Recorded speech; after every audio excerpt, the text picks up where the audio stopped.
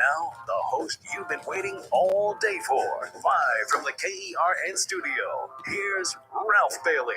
Hi, everybody, and a very pleasant good afternoon to you, wherever you may be, however you may be listening, or however you may be viewing, for those subscribing on YouTube. In fact, let me place my microphone. We got a busy show on this Monday. Dr. Jeet Singh is going to join us at the bottom of the hour from Centric Health. It's a Monday, so Kathy Abernathy will be here at 4 o'clock. There is news regarding Ray Mata, the father of Genesis Mata, the young 8-year-old who was murdered at the La Quinta Hotel. And in connection with that, we're going to talk with Lauren Skidmore at 4:30 from the Open Door Network. And I've got some miscellaneous news and notes to get to. And obviously, you will hear from the president on an historic meeting in the White House involving Ukraine. And the Dodgers get a gigantic sweep over the San Diego Padres. And most importantly, they won a pair of games by 1 run, meaning the bullpen actually came in with fire hoses and not gas cans, as has been the case for much of the season. And Scotty Scheffler, with a 1-up lead with 2 to go, in trouble on 17, just trying to get up and down for a par, chips it in from 82 feet to make birdie and win by 2. It's his 5th win of the season, and he is really fast approaching Tiger Woods numbers. He really is. And the U.S. Amateur was held this weekend on the men's side. We'll talk about that. And the U.S. Open on the tennis side is about to get started as we start to head into September. We can get into that.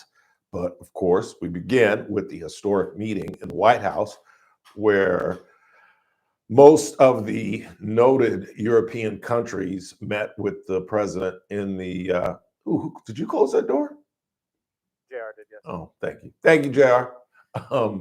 Most of the larger European countries met with the president today after he sat down with President Zelensky. And I don't know about y'all, for those who paid attention to it or saw it or have listened to it, but I mean, some gargantuan things were said. With Zelensky in the room, and essentially, that's a good thing he closed the door. What the hell's going on? Playing with fire, leaving it open. I know. What the hell's going on? I have no idea. There's screaming going on, and there's only like 5 of us. Snacks, Randizzle, JR. Had to be Randy and JR. Of course. But with Zelensky in the room, there was actually land swapping discussions. Now, we all know that Zelensky has said that is an absolute impossibility, but I think the stark reality and the desperate need for peace has finally sunk in. And the major discussion at one point after the initial, because there was the initial press conference or meeting in the Oval Office with Zelensky, then there was the all-encompassing meeting with all the European countries in the East Room, which is where the president normally holds luncheons or dinners. And they were all at a very long table. For the very few people listening who haven't seen it yet, you'll see it tonight when you get home. But everyone from Finland, who was also invited, a NATO country that borders Russia, by the way, from England to France, obviously Germany, just all the important Western European countries. And each leader talked about these security guarantees. Like, all right, let's look past a ceasefire. Let's look past peace. What happens then?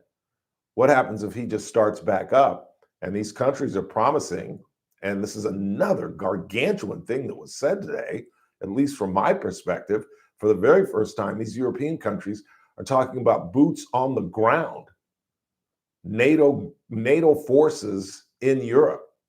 And even the president kind of implied that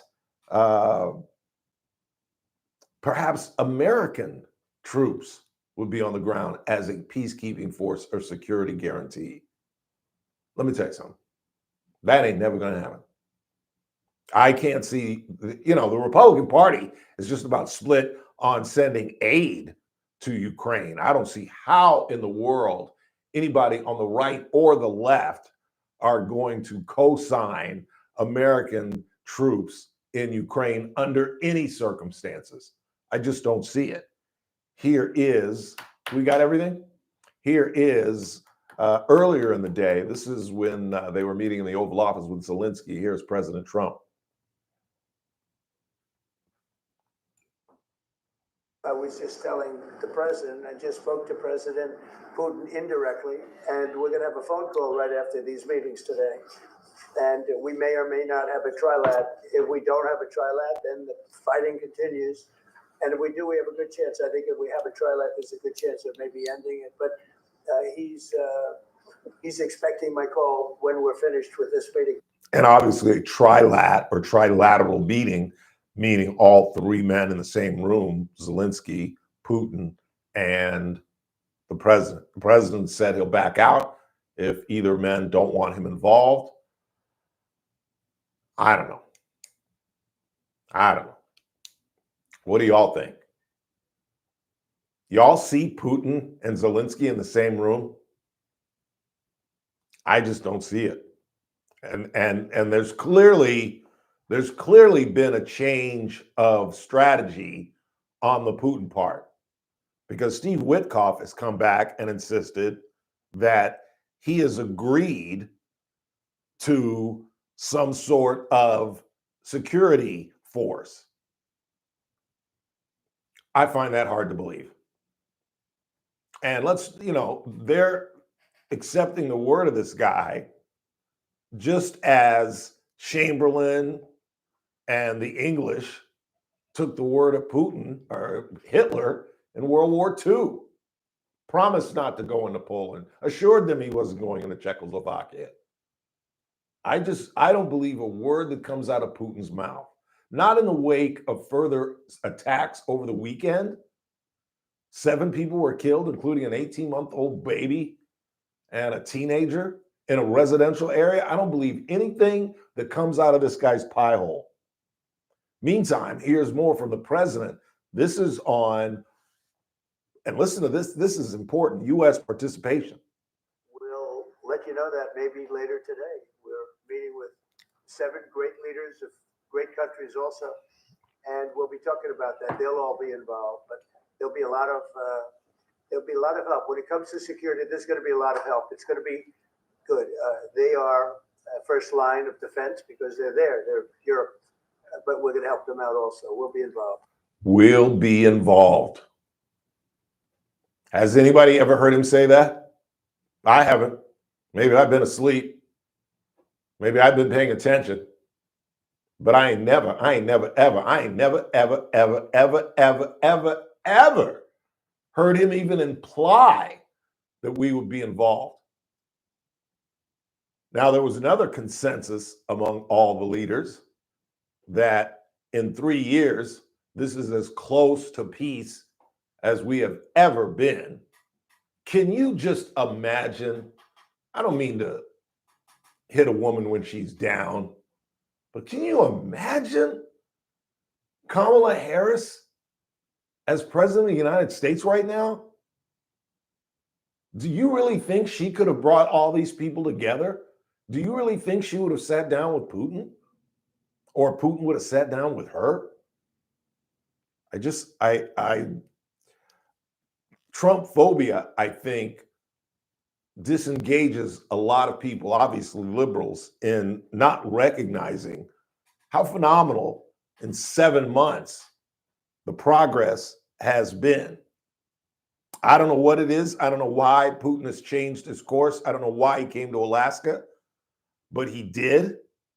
And he's talking. And, diplomacy, talking, is the very first step in peace.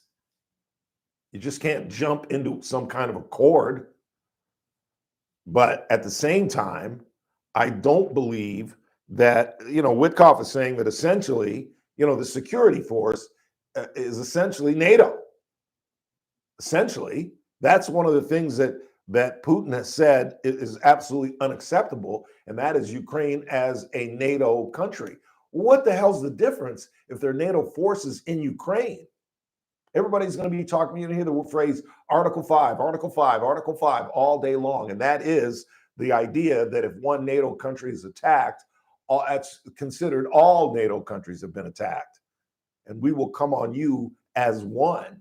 Well, what's the difference between Ukraine being a NATO country and NATO forces, perhaps even American boots on the ground in Ukraine? And even if America stays out of this and European nations have NATO forces, what happens the first time a Russian kills a German soldier, a French soldier, a United Kingdom soldier?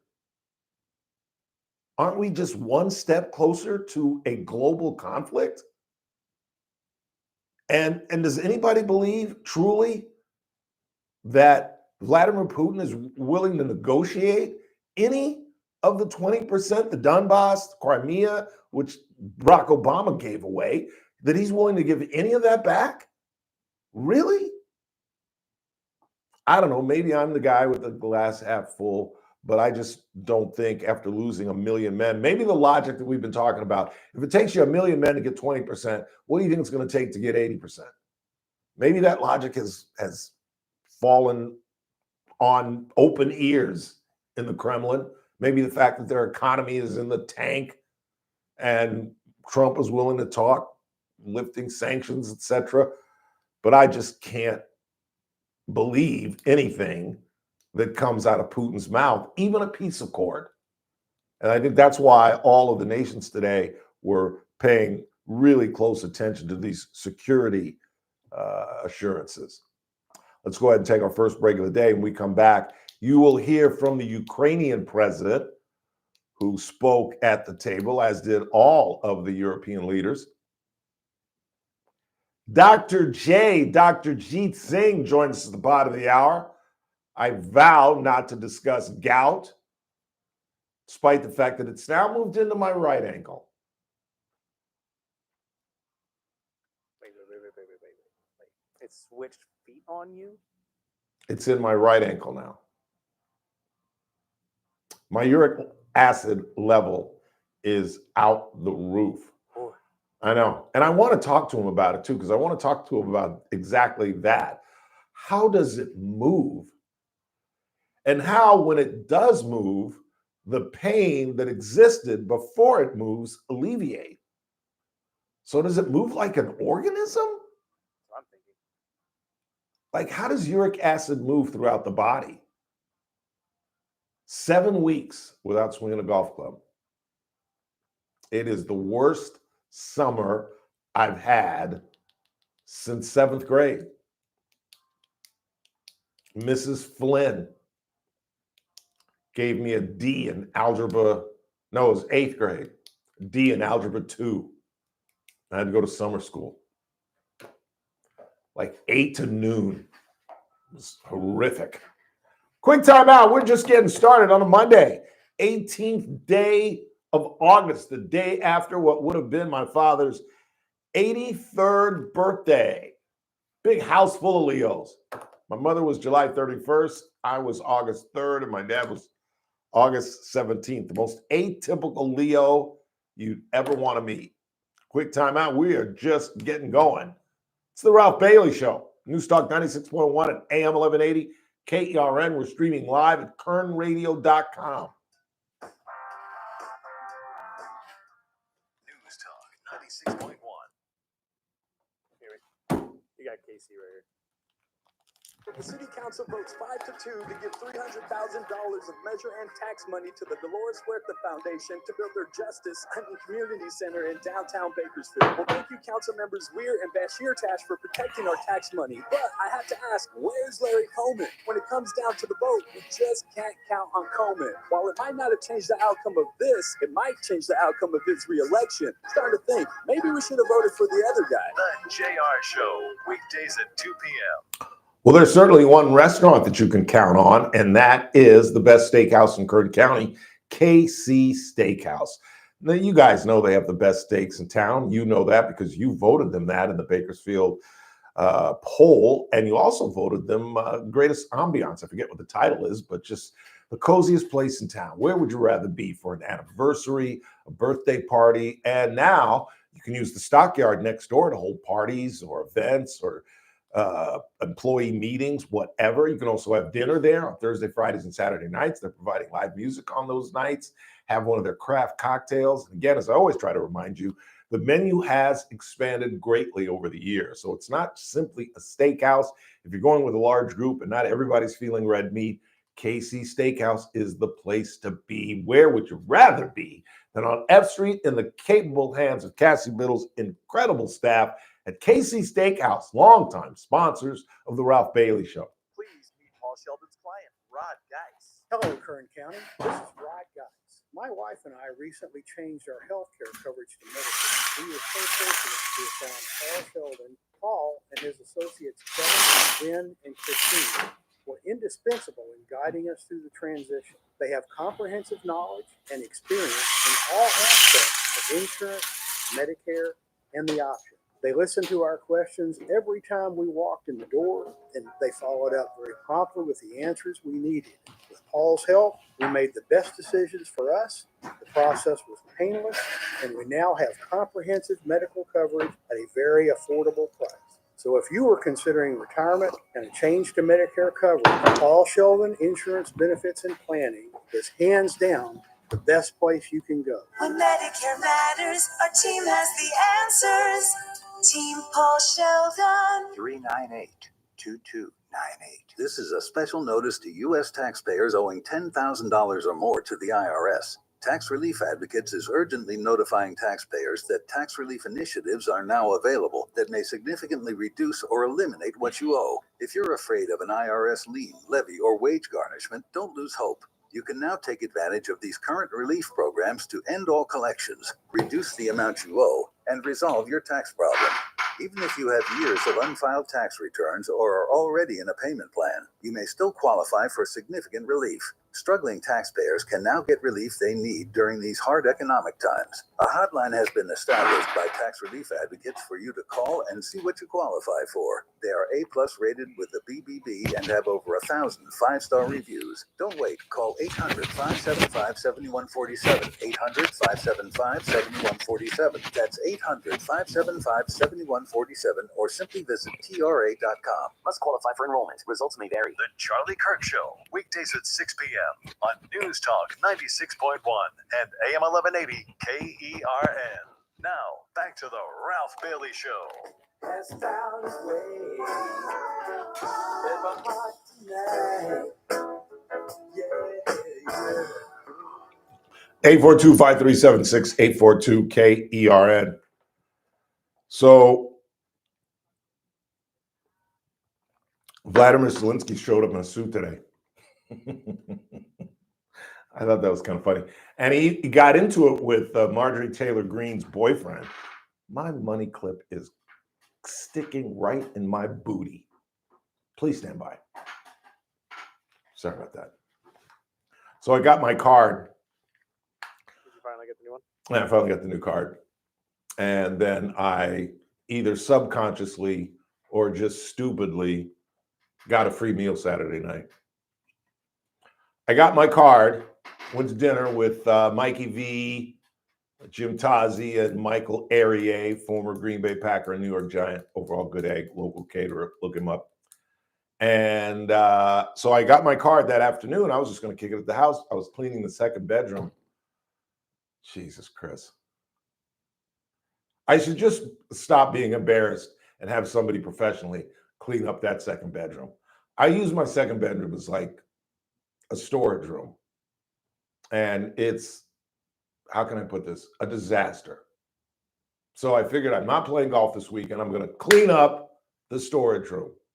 Nice. I spent about 3 or 4 hours in that room. I'm about halfway done. And Arier bailed me out. He called me about 4:30, 5 o'clock and was like, let's go to dinner, boy. Let's go watch the Dodger game somewhere.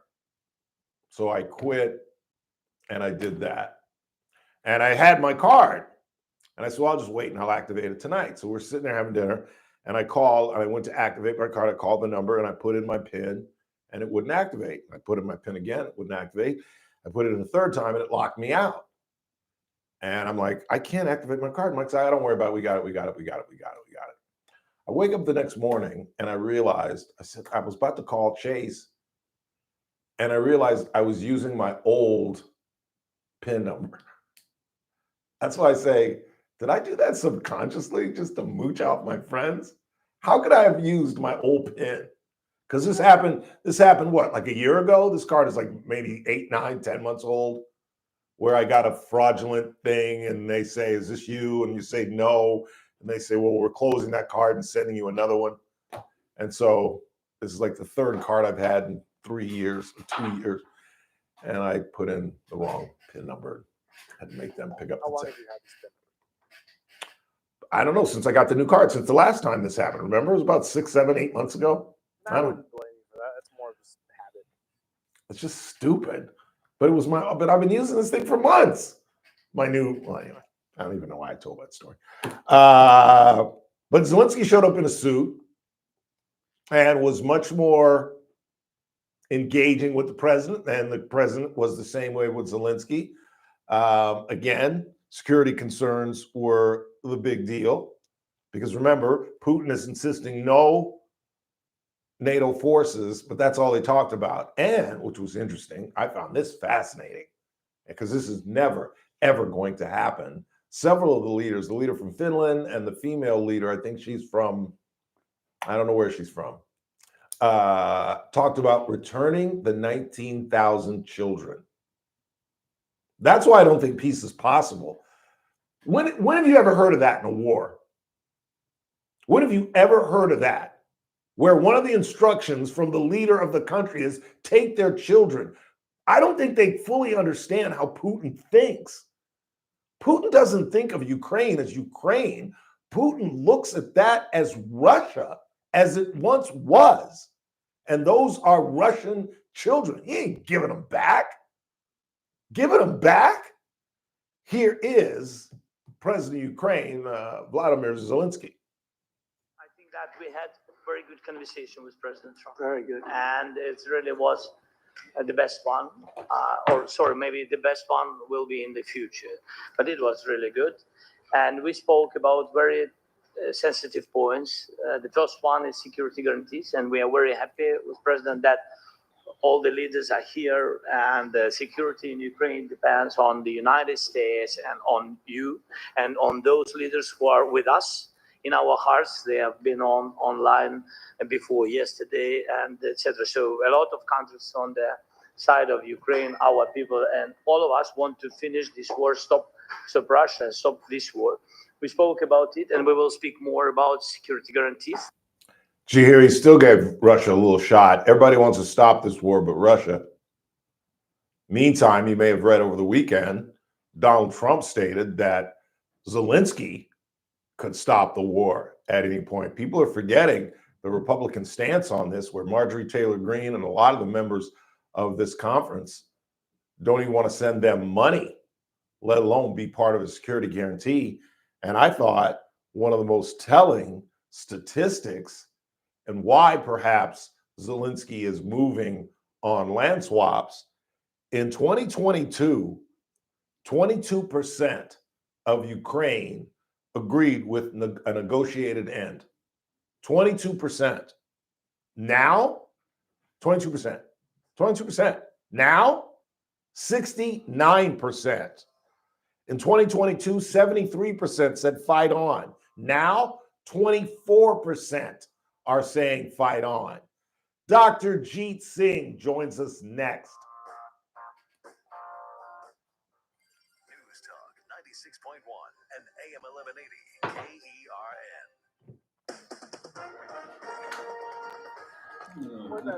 KERN. What?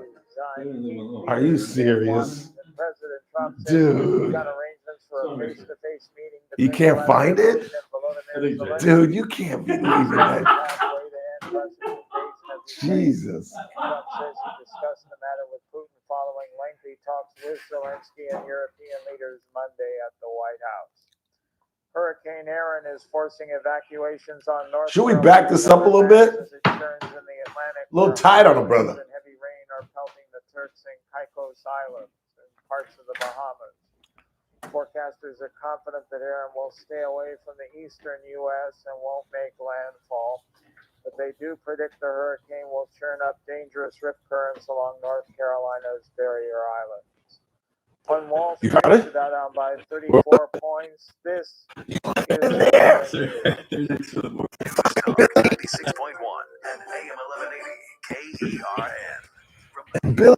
newsroom, your live and local news update on News Talk 96.1 and AM 1180 KERN. I'm Bill Robbins. An inmate who allegedly attacked Graciela Bustamante inside the Lerdo jail is not apologizing for it. Bustamante is a stepmother of 8-year-old Genesis Mata. She and her husband, Ray Mata Jr., are both charged with murder and child torture of Genesis. When the public learned that Anita Doran was the woman suspected of attacking Bustamante, they started sending her money, so much that the system started to block payments. A 17-year-old boy was shot and killed near the Panorama Bluffs over the weekend, and a 19-year-old man faces charges. Investigators say there was a large gathering and a fight broke out. The victim reportedly trying to de-escalate the situation, but instead was shot. The suspect was booked into the Kern County Jail. I'm Bill Robbins in the KERN newsroom with news every half hour or when it breaks on News Talk 96.1 and AM 1180 KERN. It's that man again, Hey, Ralph Bailey. have I talked to Gene about my PSA? You heard me talk about Adaptive Network for the last couple We of months. did? We've teamed up with them because IT is our business. And when it goes down, we're out of business. And if you're a business, Did we talk about my number? and you're thinking, maybe I need to join ETM and get better IT. What you do? Well, Like a first thing month? I do Because we is missed him for a week. He was supposed to be on last week. Call Adaptive Network today, 241-0638. Don't wait until it's too late. Or did we By the talk time a business gout? realizes their IT is bad, they're usually already in crisis. Adaptive Network makes it simple, Right. no jargon, just I think we talked about absolute gout. results. And they're there to help. Yeah, I guess that's a Local, good sign. responsive, and security focused. Again, Good, call today at thing. 241-0638. Adaptive Network, your IT partner in Bakersfield, making it simple, stable, and secure. Start your day right. First look with Scott Cox. And did you see that Bentley couldn't be heard Friday? The Tuesday edition of the First Look program will Was the batteries not working on the mic? Lois Henry from sjbwater.org, and we will back all of that up with state-of-the-art news and traffic and weather. It's all happening 6 to 9 a.m. right here at News Talk 96.1 and AM 1180 KERN. First look with Scott Cox, 6 to 9 a.m. News Talk 96.1 and AM 1180 KERN. The Armstrong and Getty Show, weekdays noon to 2 on News Talk 96.1 and AM 1180 KERN. Now, back to the Ralph Bailey Show. Doctor, give me the news. I got a bad case of loving. It's a Monday. Time to head to Centric Health and bring in the finest cardiologist in the land, Dr. Jeet Singh. How are you, Dr. J? Dr. Ralph, how are you? No, that was my dad. I'm fine for all practical purposes.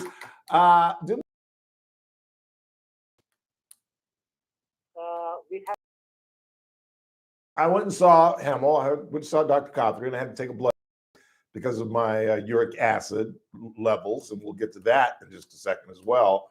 But my PSA number went from a 1.2 to a 3.7, and Hamill thinks it's just a bacteria, and he's got me on antibiotics. I'm going to go see him now 4 weeks. It's been 4 weeks I've been on his antibiotics.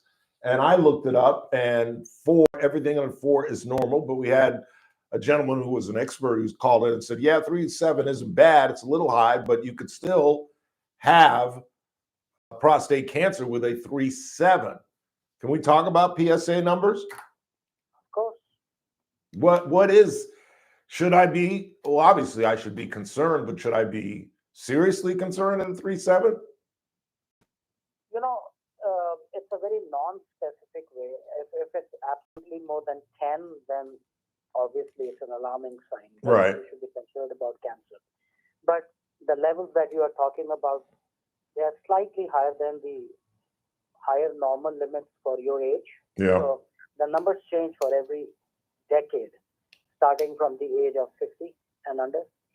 So with age between 50 to 59, the PSA level should be roughly like less than 3.5. So if yours is 3.7, I'll say that they are borderline elevated. Yeah. Yeah. Because I just turned 63 about a week ago. Yeah.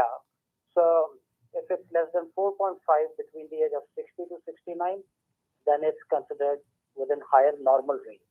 Okay. Okay. So if you're 63 and your score is less like 3.7, then obviously you should do some workup, but it's nothing alarming. That eases my concerns because the guy said you could still have cancer at 3.7. The procedure, according to Hemmel, is we'll see after the 4 weeks, really 2 months, but now it's been 4 weeks on this antibiotic, and then a possible biopsy. Walk me through that, and what does that show? Biopsy will obviously rule out the cancer because we are looking at the tissue level with the microscope. If the cells have changed to malignant form, that's how we do it. Yeah. And this is particularly prevalent in African American men, or no? No. No? The more you age, the more likelihood of having a prostatic cancer. It's proportional to the age of a man. Yeah. It's just reality. Yeah. It's reality. Yeah.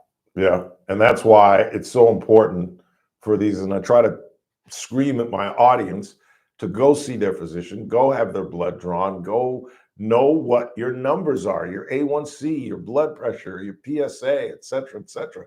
So important to know those numbers. Yeah. And we keep monitoring once a year. So let's say you get everything going normal, still follow once a year as a standard procedure of the age of 50. You should. Yes, absolutely. And in terms of colonoscopy, at what age, let's go over that while we're in this category of cancer. What age should you begin, and how often should you have it after your first? You should start at the age of 45 and you should continue till the age of 75. So the high risk groups are obviously if you have a first degree relative with the history of cancer, and you start at the age of 40 or 10 years earlier when there is a significant history in first of kin or father, mother, somebody. And you should repeat it every 5 years in that high risk group. Yes. Every 5 years? Yeah. Okay. And Cologuard, if you get a positive return from Cologuard, does that essentially mean that you have a polyp that is cancerous?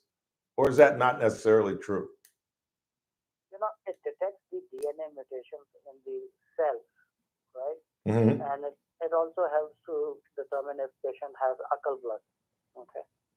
But it's not very specific. So it could be benign, in other words. So let's say if it's negative, then negative. you need to repeat it for 3 years. But if it's positive, then you have to have a diagnostic colonoscopy. 842-5376, our phone number. We're talking with Dr. Jeet Singh as we do each and every other Monday. And I hate to make this about me, but I didn't really have any other medical issues to talk about. I'm working on my 7th week on gout, Dr. J. I have never, ever, ever, ever had a bout like this. It's not serious where I can't walk to work like it was when it first started. I missed 2 days of work because I literally could not put any weight on my left foot. But now it has moved into my right ankle. How does uric acid move? Is it like an organism? I know it's a stupid question, but I don't understand how when it alleviates in my left foot, it pops up in my right foot. Yeah, so it's some of the arthritic conditions of the body, they have migratory tendency, like they will migrate from one joint to another joint. Okay, so gout is one of them, and usually it stays to the great toe or to the first like thumb of your hand, but it can move to ankles and knee, and it can be migratory. So we have seen it all the time. Yeah. And I guess I feel lucky because I've been doing nothing but research over the last couple, and I've seen some cases where the foot looks deformed. I mean, I was like, wow, I didn't know. I mean, I almost feel lucky because this thing has absolutely ruined my summer. But after some of the cases that I saw on the internet, I almost feel lucky. Yeah. I mean, same thing, get your uric acid levels checked, and being a chronic condition, then one can consider the right medication for it. Yeah, absolutely. Anything you want to leave us with before I let you go? Oh, you got somebody? I do actually have a caller. Oh, we got a caller for you, Dr. J. Hang on a second. Who you got? You got John on the line. John, you're on the Ralph Bailey Show with Dr. Jeet Singh. Hi, thanks for taking my call. Hey, doctor, I had rare-form cancer when I was in 1982, and it was about a 3.7. They never found it here in Ricea. They sent me to UCLA where I went through as a guinea pig, and it turned out to be leiomyosarcoma. The radiation destroyed all my, I had 10 treatments of radiation. After my 5th treatment, I had no control over my bowel, and I still don't. I'm 77 now. But is there a good gastro doctor down in Bakersfield instead of me driving to Palo Alto, and I could talk to him about my issues? Because the medication I used to take don't work anymore. So there are a couple of doctors that you can consult. One is Kern Gastroenterology, which is at Trust. I can't hear you. John, go ahead and hang up. You're gonna have to. Yeah, listen on the radio, John. Go ahead and hang up. Okay, wait a minute. All right, go ahead, Doctor. Did you hang up? Yeah. All right, go ahead, Dr. J. You know, there are a couple of good doctors, but it's always been a challenge to get the gastroenterologist if you need them immediately. So if it's just a follow-up and a consultation he wants for a second opinion, he can go to Kern Gastroenterology. That's where I go for my primary prevention. Kern Gastro. Yeah, Kern Gastroenterology. Dr. Bogle is there. Dr. Kala is there. They all are great doctors. Give me those doctors' names again. Vogel. Bogle, Bhogal. And the second one? Dr. Kala, Kalha. Okay. Hope he heard that. Sound advice. Thank you for solving that for him. I hope that solves it for him. God, that's horrible. And he's a Good luck, sir. yeah, and he was a 3.7. So you calm my nerves, and now he's got me nervous again. But he's a little bit older than I am. Yeah, I mean, listen, there is no reason of getting unnecessarily alarmed. Yeah. Just follow one by one the steps, and even it is there for worse to come. This is one of the things that can be treated. Exactly. Early detected. So Yeah. if you have to have one cancer localized, I mean, prostatic is the way to go. Yeah, that's why I've been openly talking about it, so guys won't be afraid to go to their physician and know their number, because the earlier you figure it out, the better it's going to end up for you. Absolutely. Always good to talk to you, Dr. J. I appreciate you taking the time and coming on the program. Thank you so much. All my pleasure. All right, have a good week. We'll talk to you soon. Thank you. Dr. Jeet Singh.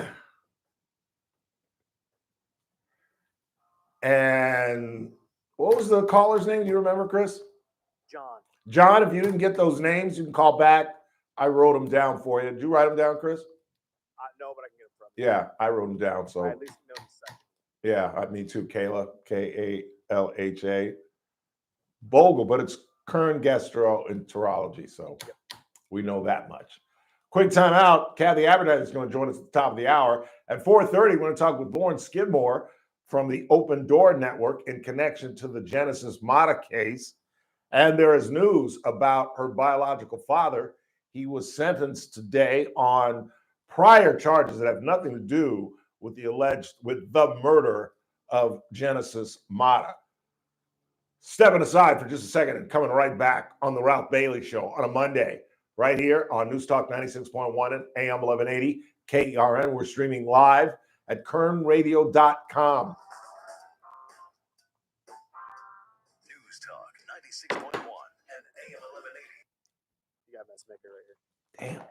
Travis Buck Sexton Show will break down the fallout from the big meeting in Washington, D.C. between Zelensky, European leaders, and Trump relating to what's going to happen in Ukraine and see what reaction, if any, we get from Russia. Plus, Eric Schmidt, Missouri Senator, with us as well. All that on the Tuesday edition of Playing Buck. Live 9 to noon. News Talk 96.1 and AM 1180 KERN. You know, I made it clear longevity is a great fear of mine. That's why we were just talking about my PSA numbers and trying to stave off death. But one fear I don't have is if I stay healthy and I live a long life, financially, I'll be okay. And that's primarily because of Messmaker and Petrie Wealth Advisors. I became a client almost a decade ago, and Daniel Petrie, who joins us every Thursday at 4:30, has done me well. I don't want to rely simply on my 401k. I don't simply want to rely on Social Security. And I've been able to invest with the folks at Raymond James, connected, of course, with Messmaker and Petrie Wealth Advisors. That's really what they're all about. They're about retirement. So tune in every Thursday at 4:30 to hear our money man, Daniel Petrie, with Messmaker and Petrie Wealth Advisors. This broadcast is for informational purposes only, not constitute a solicitation or offer to buy or sell any security, future, option, or other financial instrument, or to offer or provide any investment advisory or other services to any person in any jurisdiction by Daniel Petrie or NPWA Inc., DBA, Messmaker, and Petrie Wealth Advisors. Any views expressed in this broadcast by us are prepared based on the information available to us at the time, and we are under no obligation to update our views. Carpet Outlet Plus. Every day is sale day. No one can beat us, no one can touch us. You won't find better prices. Shop and compare, we don't care. Take a look our way and come into Carpet Outlet Plus. Every day is sale day. Oh no, Dad, I spilled juice on the carpet. Don't worry, kiddo. We have stain-resistant carpet from Carpet Outlet Plus. Dad, look, he dumped his water bowl all over the new floors. Everything is fine. We have brand new waterproof floors from Carpet Outlet Plus. You can find everything you need for family-proof floor at Bakersfield's best flooring store. Now offering 1 year, no interest financing. Carpet Outlet Plus, 3.5 blocks west of 99 on Rosedale Highway. Carpet Outlet Plus.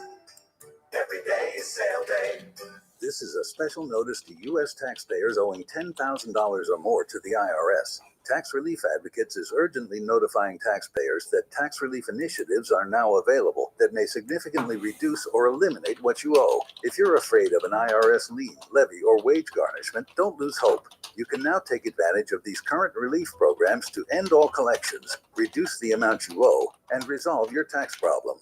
Even if you have years of unfiled tax returns or are already in a payment plan, you may still qualify for significant relief. Struggling taxpayers can now get relief they need during these hard economic times. A hotline has been established by Tax Relief Advocates for you to call and see what you qualify for. They are A+ rated with the BBB and have over 1,000 5-star reviews. Don't wait. Call 800-575-7147. 800-575-7147. That's 800-575-7147, or simply visit TRA.com. Must qualify for enrollment. Results may vary. The Clay Travis and Buck Sexton Show, live 9 to noon. Now back to the Ralph Bailey Show on News Talk 96.1 and AM 1180 KERN. Oh, mercy, mercy me. All things ain't what they used to be now. Well rested on the ocean.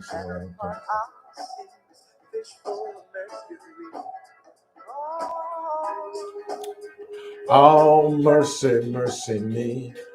I woke up this morning, turned on Scott's show just to see if he was back. And I was half asleep. I mean, I literally just woke up and just rolled over and turned my phone on. And I'm pretty sure I heard him say, and this will be of great delight to you, that he loved Superman. In fact, if I heard correctly, It sounded like he liked it more than you did. Wouldn't surprise me at all. Really? Why is he a big? Enjoying it. I just personally, I like you. Just, meh. I thought you liked it. I liked it, but again, I wouldn't necessarily call it like a great movie. See, I didn't like it. Sorry, not a lot of people are actually hearing me right now. Yeah, I Oh. wouldn't necessarily say it was an amazing movie, but I mean, I just didn't like it. And now, of course, it's on. You can rent it for $24.99 for 2 nights. yeah, I wouldn't do that. No, and I almost did. I was so bored.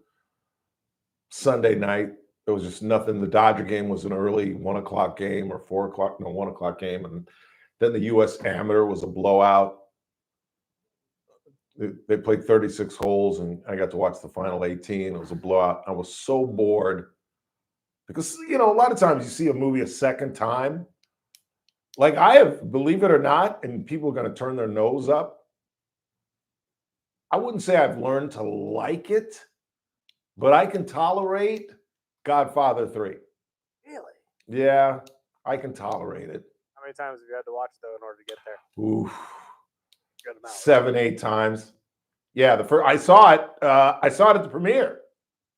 I've told you that story. I took Shantae Cobb, our ghetto secretary, who about 5 minutes in was like, "This is horrible." I'm like, would you be quiet? Do you understand? In the front row, that's Al Pacino, and that's Ford Coppola, and that's his daughter, who's horrible or will be in the next 2.5 hours. Just be quiet, Shantae. I know it's all right. I just want to go. I'm just tired of this. I'm just like, why? I loved her to death, but she was ghetto. And she's just popping her gum and just you can hear no one in the theater but Shantae Cobb. I love Shantae. I was his godfather to her son. It's a horrible story. How the father, I've told this thousands of times, and I don't know what it means. Take it for what it was, but she had a baby by her postman, who was this cool kid. I was at her house all the time after she had the baby. It was a good kid. He was like 30. She's probably in her early 20s. He was like 30. So I guess he was about my age at the time. And he was a postman. Great job. Great job. With benefits out the yin yang. Government takes care of you forever. And I said, why don't you marry this guy? And you know what she told me? Oh, I'll lose all my government assistance, basically, my WICA and all this. But yeah, you're gaining a husband who's making a good living and will make a good living for the rest of his life. He's part of the federal government, for God's sakes. Doe just decades away, Shantae. Marry the man. Man with Joe. 842-5376, 842-KERN. Who you got? Anthony's on the line. Anthony, you on the Ralph Bailey Show. Are you still on the phone with the doctor? What's that?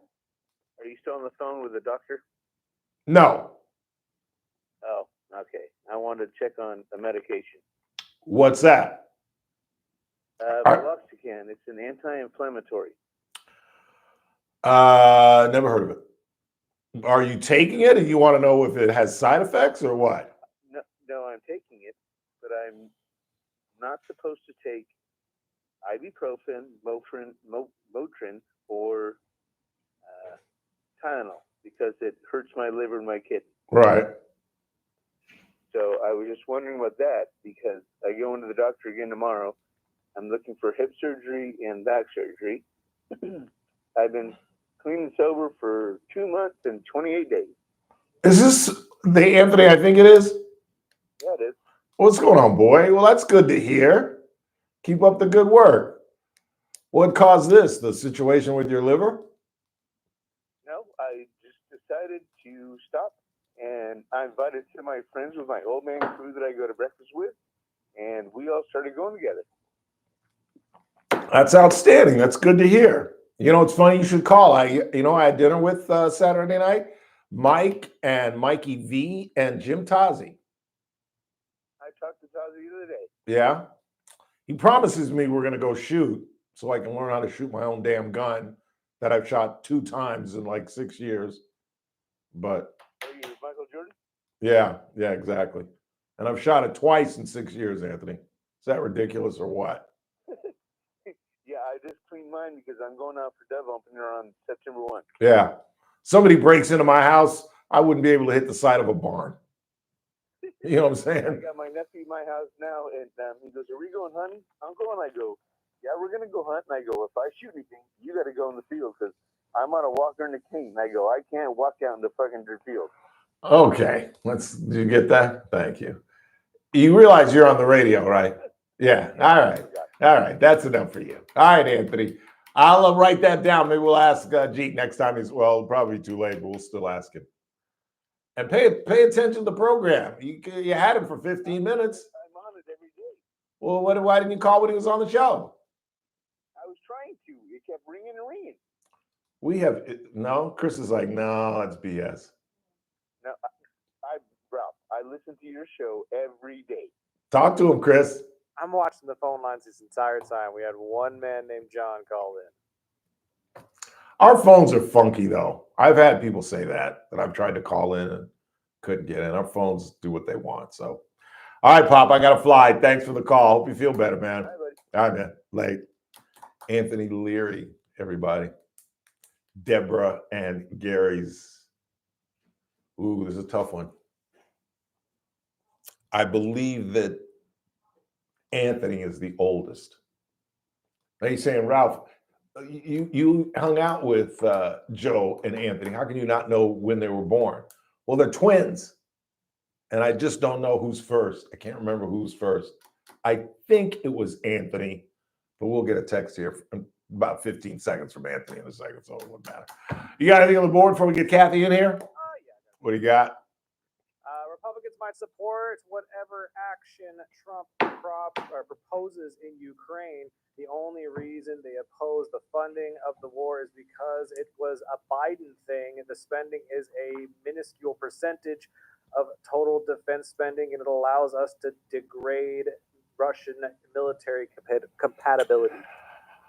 Well, I don't know what's going on now because now they're talking about the security force and they're talking about NATO troops in Ukraine. And the president talked about joining the security force. And Steve Witkoff is insisting that Putin is willing to talk peace or at least willing to allow this security force, which I find just incredibly hard to believe. A security force is tantamount to Ukraine being a NATO country. Because if Russia attacks, and then there was even discussion of possible air freeze, which is really how this war has been conducted by drones. So you got to get Putin to settle on that. But there are just some things, they were talking today in this meeting about the return of the 19,000 children and land swaps and things that both sides have said will never happen. I just don't see. Am I wrong about this? Y'all see Putin lining up Russian children and giving them back? Well, excuse me. That was a tremendous error.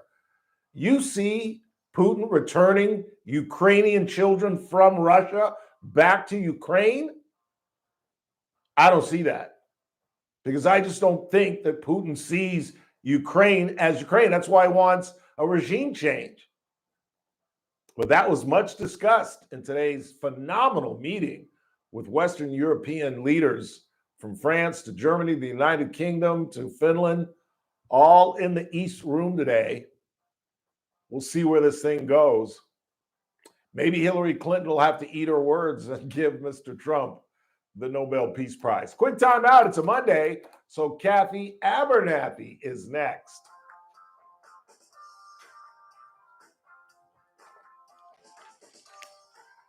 This is AM 1180 KERN, Green Acres. This is 96.1 FM, Bakersfield. KERNradio.com. Anthony. Breaking news this hour from Town Hall on Peters and And then why would he call it like 9:50 saying, is he still there? Well, if you were listening. Oh, okay. Because it allows strangers to remove children from public schools or daycare centers. That kid is in without bad their shape. permission. Feel for him, I do.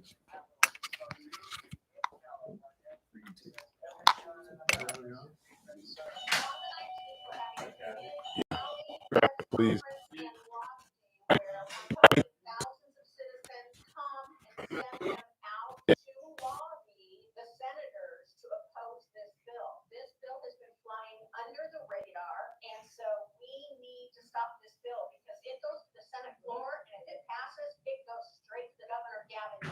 Joe Flacco, QB1. I was trying to. This thing wasn't working. Huh? Is this volume on? Yes, it is. Well, because I couldn't hear. It was just weird. Are you sure? Because again, I can look back and look at the video, but I swear when I checked.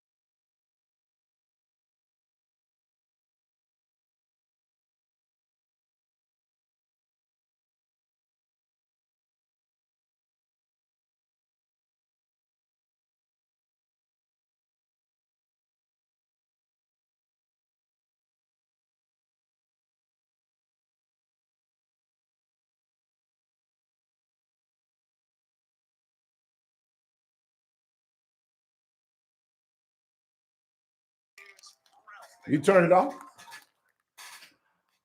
Hour 2 of the broadcast on this Monday, 18th day of August. It's the Ralph Bailey Show on News Talk 96.1 and AM 1180 KERN, where we're streaming live at kernradio.com. And you can actually watch the broadcast if you subscribe. Just go to youtube.com. Coming up at the bottom of the hour, Lauren Skidmore from the Open Door Network is going to join us. That is in connection with the Genesis Mata case. And coming up in the 5, there's new news on her biological father, the man who was accused of taking her life in the La Quinta Hotel, along with his girlfriend, Gabriela Bustamante. And Channel 23, we have that audio. I sent that to you over the weekend, did I not? Channel 23 got a scoop. If you remember, there was some breaking news on Bustamante, the woman who was accused in the case. She got beat up in prison or in jail at Lerdo. Well, 23 got a scoop and got an interview with Erin Duran, the woman that beat up Bustamante. And get this. And again, I know I'm a black-hearted son of a gun because I didn't shed a tear when this woman accused of killing this 8-year-old got beat up. And I'm enjoying this part of the story as well. She's gotten anonymous donations in her kick in prison or in jail, or I guess it's Lerdo. People have been sending her money, basically applauding her for kicking this alleged killer's ass in prison. I'm sorry, call me evil, but well, I'll shut up. It's a Monday.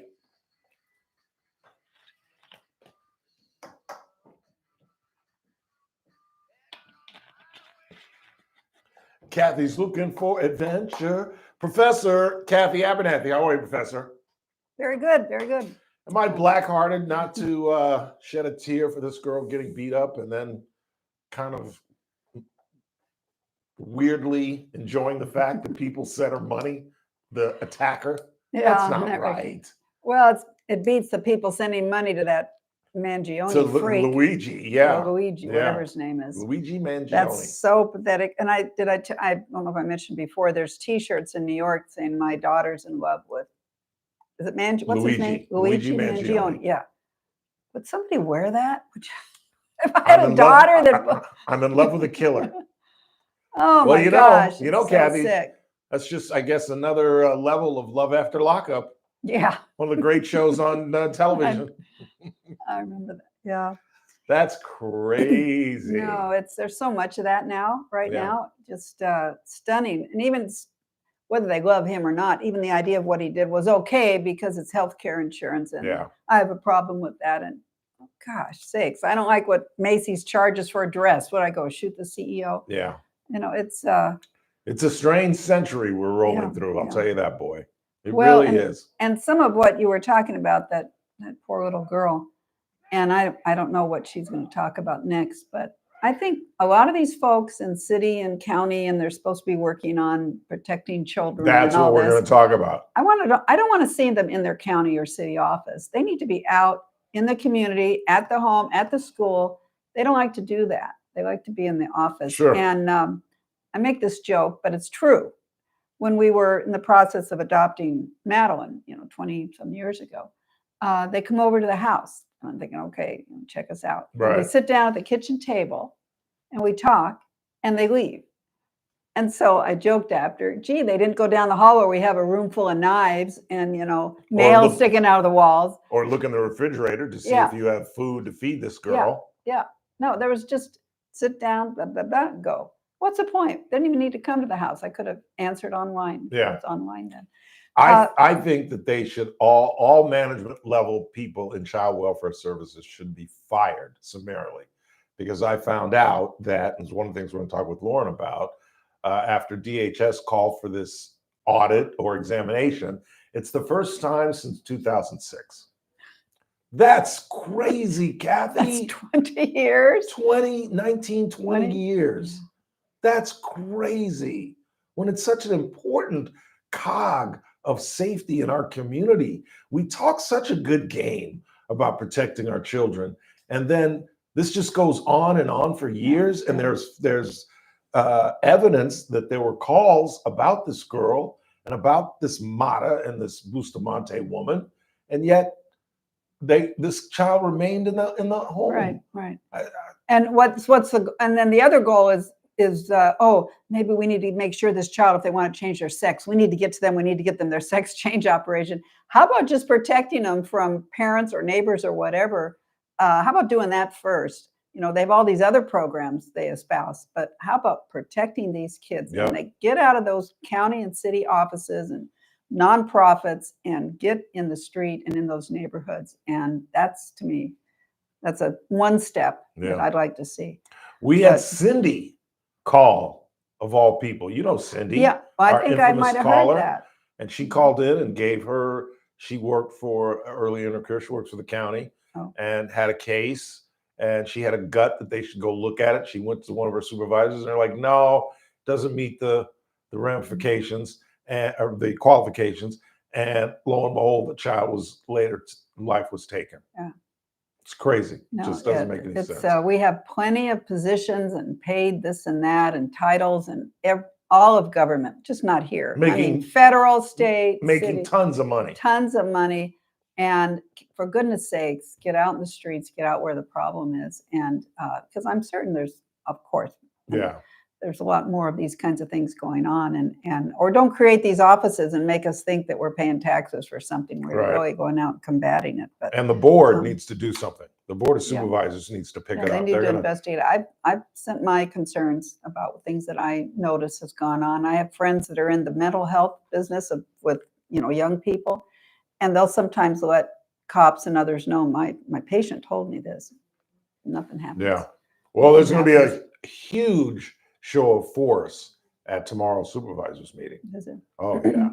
The family of Genesis, the little girl, are livid that nothing was done because many of them called Child Protective Services. They did, because the family should have been the first to get in there. Yes, they were involved. They were involved. You can't blame them because, again, the biological mother gave birth at 16, gave the child up at 18 to Mata's mother, and who knew what a nightmare that would be, because Mata has got a rap sheet longer than your femur. In fact, like I said at the top of the show, he was just sentenced on a completely separate case. Now he got 70 days for drug possession and killing a serial number on a gun. And I'm like, how can you give a guy who is messing with a serial number on a loaded weapon 70 days? Do you think that's a homeowner trying to protect himself? Who gets rid of a serial number on a gun? There's only one group of people that does that, and those are called criminals. And he's getting 70 days, and he's got 52 days of already being in custody.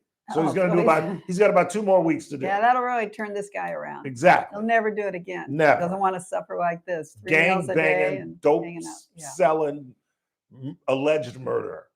And we'll get that alleged out of the way here very shortly. Yeah. In my opinion. Tragic. Before we get to the agenda that I see you have in front of it's not you, much. No, just some things I was thinking. got to get your thoughts on what I thought. I was just blown away. And every morning, well, you got something you want to tell me? What do you got? All right, what do you got?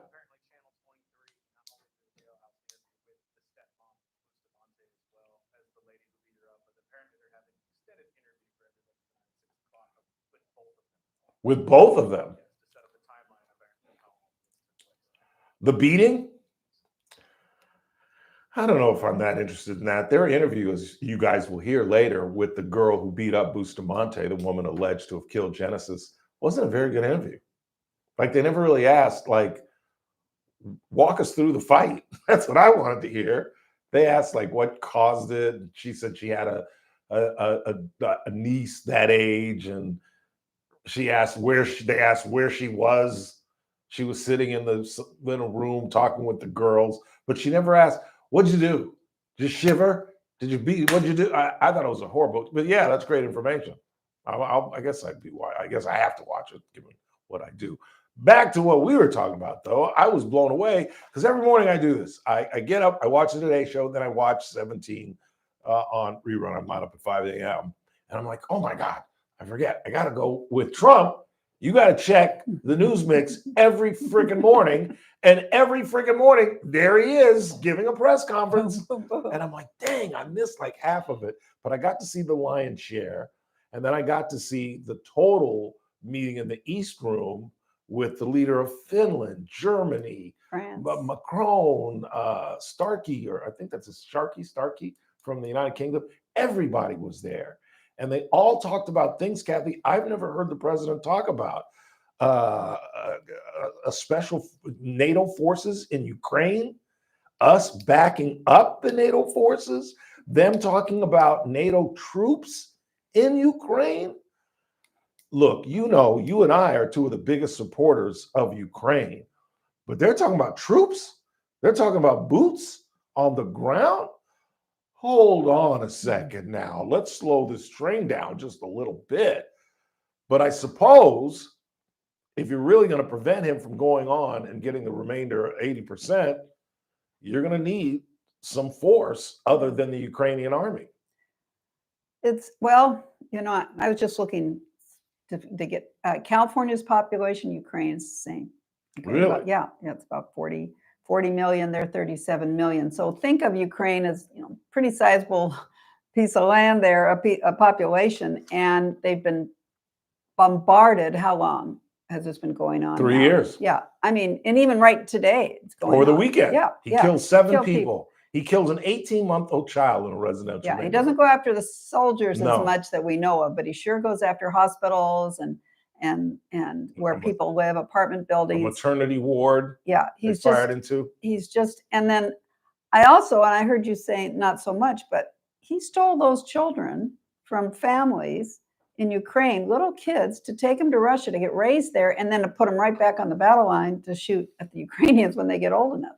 You know, he's creating his own military force, and I consider that'd be on my list. You're returning those kids, but That's you what they know, I all don't see talked it. about. Yeah, Just about every leader. I Did don't you know see how any they of it? find them. Yeah, I watched some of it. They got Watched some each of one it. of them got to speak, and they all talked about the security force and the return of the children. But doesn't it impress you the most after 4 years of Biden, even 4 years of Obama? This man, Donald Trump, he's there in Alaska. What was that, Friday night till midnight, whatever, at least, and then back and working and this thing, and he's all this work he's doing that we're witness to is stunning from what we've been used to. It is. And it's serious, folks, because we should have a president who is on top of, you know, the world situation, the national situation, and he's doing it. I don't know how he keeps up. I mean, really, because I looked at the timeline from Alaska back. That's a flight. 7-hour flight. Yeah. I don't care if you're on Air Force One or what. You know, it's a long flight, That's a and he bear. does interviews on the plane.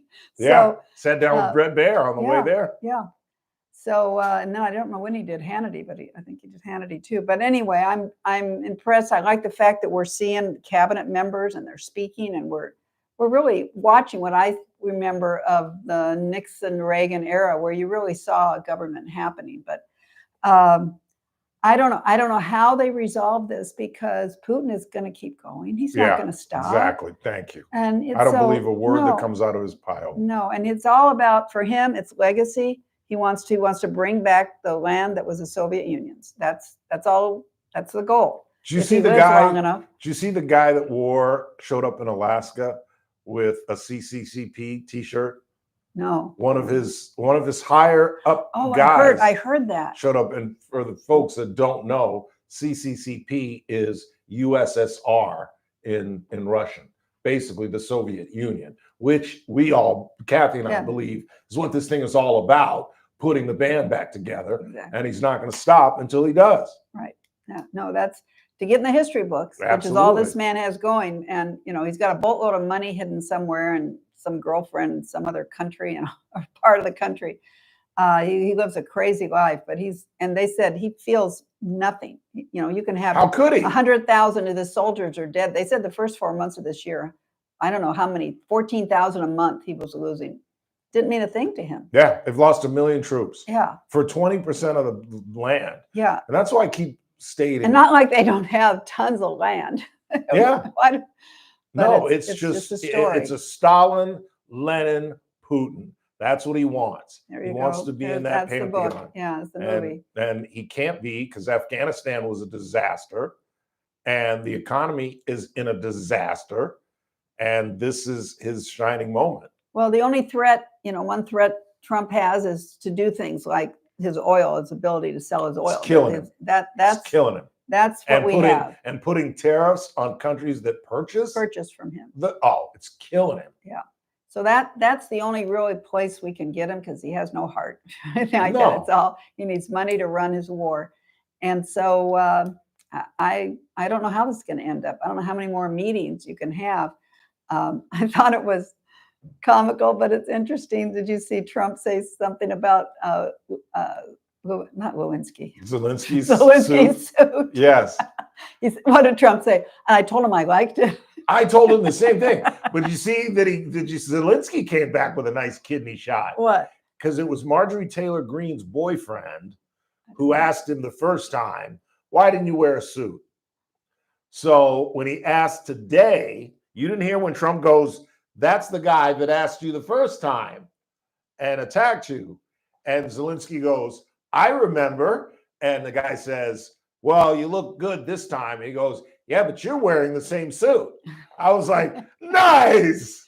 What is Z, Marjorie Taylor nice. Greene's boyfriend? That's Marjorie Taylor Greene's boyfriend. Who is? I A forget his newsman or a name. Yeah. congressman? No, a Newsman? news guy. Oh. Brian something. Chris, find out who Marjorie Taylor. Let's see if I can beat you. I don't Hey know. Siri, who is Marjorie Taylor Greene dating? What does he do for a living? For whom? Probably like Well, if he's in that room, he's Yeah. got to be something big. He's not, no, because see, they've a expanded. conservative Yes, think they've tank. expanded the press room. Tehachapi News will be next. Oh, exactly.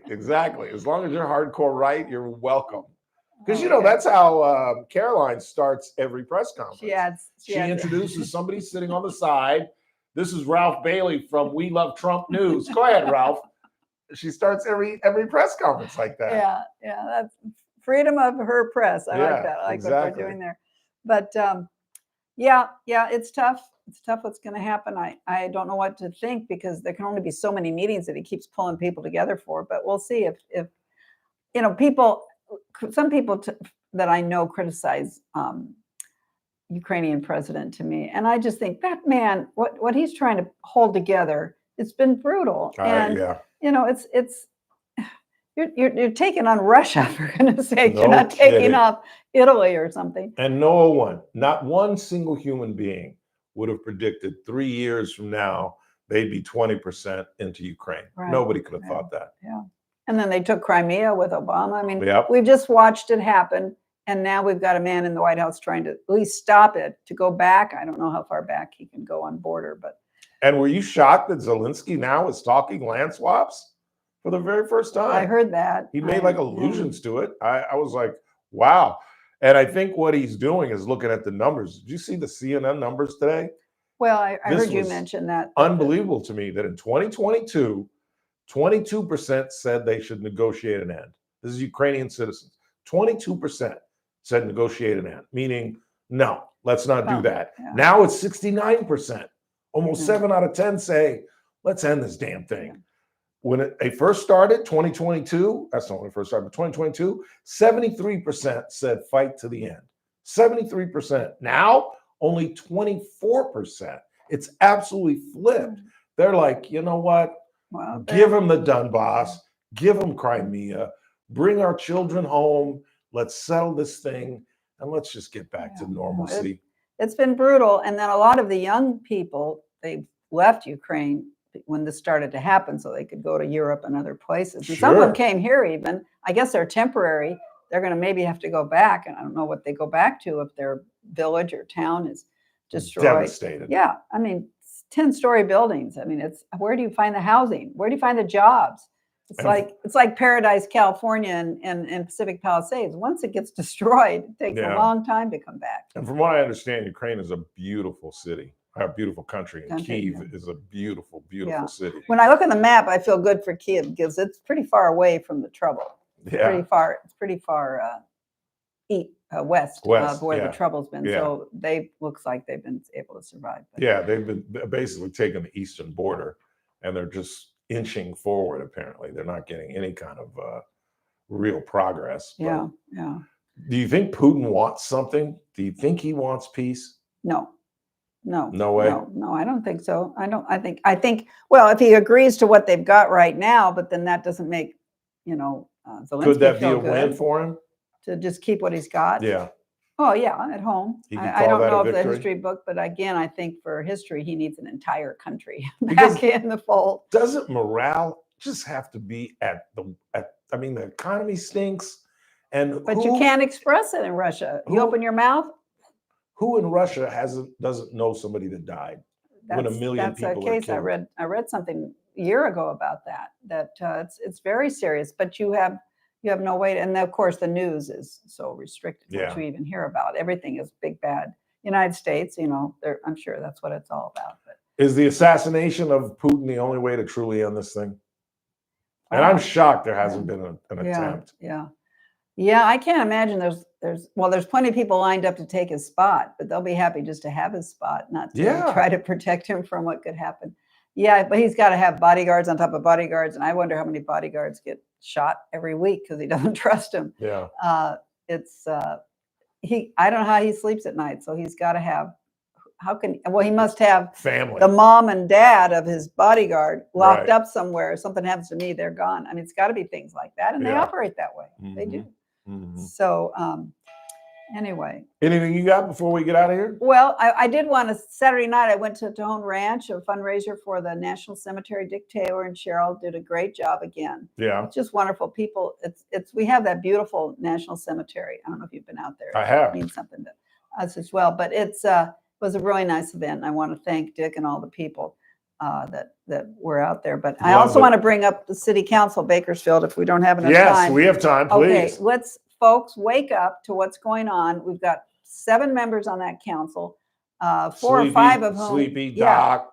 yeah, they decided to throw money at Chavez organization that has multi-millions when our city has on the verge of bankruptcy in my book, if you look at the spending. And 5 of them voted to give money. Only Weir and Basher Tash voted no on the money. JR did a really nice job of posting on Facebook the tete-a-tete between Emilio Huerta and Zach. Yeah. And Zach was like, so if we don't give you this money, the foundation stops? Well, no, but that's my money. And I was like, what did he just say? Yeah. That's my money? He didn't say that's the foundation's money. Right. He didn't say that's the city's money given it. He said, that's my money, that 300 grand. I'm like, And then you heard wow. Dolores Huerta, who, 30, 40 years later, with the money this organization has made, to dare stand up in front of our community and say, I live on my Social Security and $2,000 a month from the San Francisco Police Department because they beat me up 30 years ago. I'm thinking, lady, give it back to San Francisco. You've got millions. And to even stand up and say that, good grief. I don't know. I just hope people in this community, he's no hero. He's never lived here. I grew up where he burned fields and Mr. destroyed Chavez, people. you're alluding Cesar to? Chavez, yes, Cesar Chavez does not deserve a street in this town in any way, shape, or form. So I do hope people will respond and communicate to the council. It goes to the Planning Commission now, and then of course they can go up or down. It still goes back to the city. So Yeah. Always good to see you, Professor. Have Thank a you. wonderful week. We'll see you next Monday. all right. Kathy Abernathy. We're going to talk with the executive director of the Open Door Network. Our good friend Lauren Skidmore joins us next. Woo! Yeah, that was a good thing. Have you seen that? What he posted? That little back and forth they had. Zach is so. Huh? Zach is. Yeah. Just gonna- Zach Basher-Tash is just doing gangbusters. He's a smart I kid. just hope he stays. How old is he? Like 36. Mid-30s? That's what I Yeah, thought. A young family, but and he's a businessman. Yeah. Because of his time, but he devotes it to this city, and we just got to get an audit on the spending. That's what's got to happen.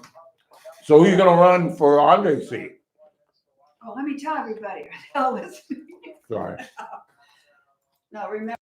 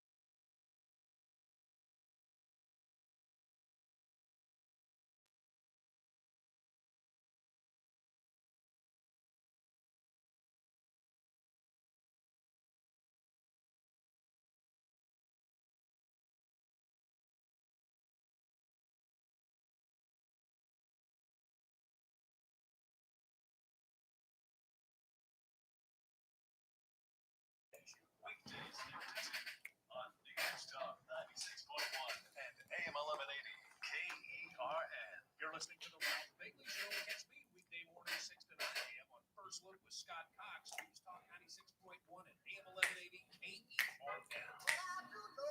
I love you. And I know that if you love me too, what a wonderful world this would be. Still lots to do on the broadcast. I want to thank Kathy Abernathy being with us every Monday and talking a little city council business with us and the Trump situation. Coming up at the 5 o'clock hour, again, there's some breaking news on the Genesis Mata case. We'll talk more about Ray Mata, the biological father who has been alleged to have committed the murder. We'll talk about that, and we'll talk a little baseball. The Dodgers got a big sweep over the weekend over the dreaded San Diego Padres, and the really good news is the Dodgers won. They blew them out on Saturday, but they won a pair of, ooh, good for you. I thought you was going to tell you that.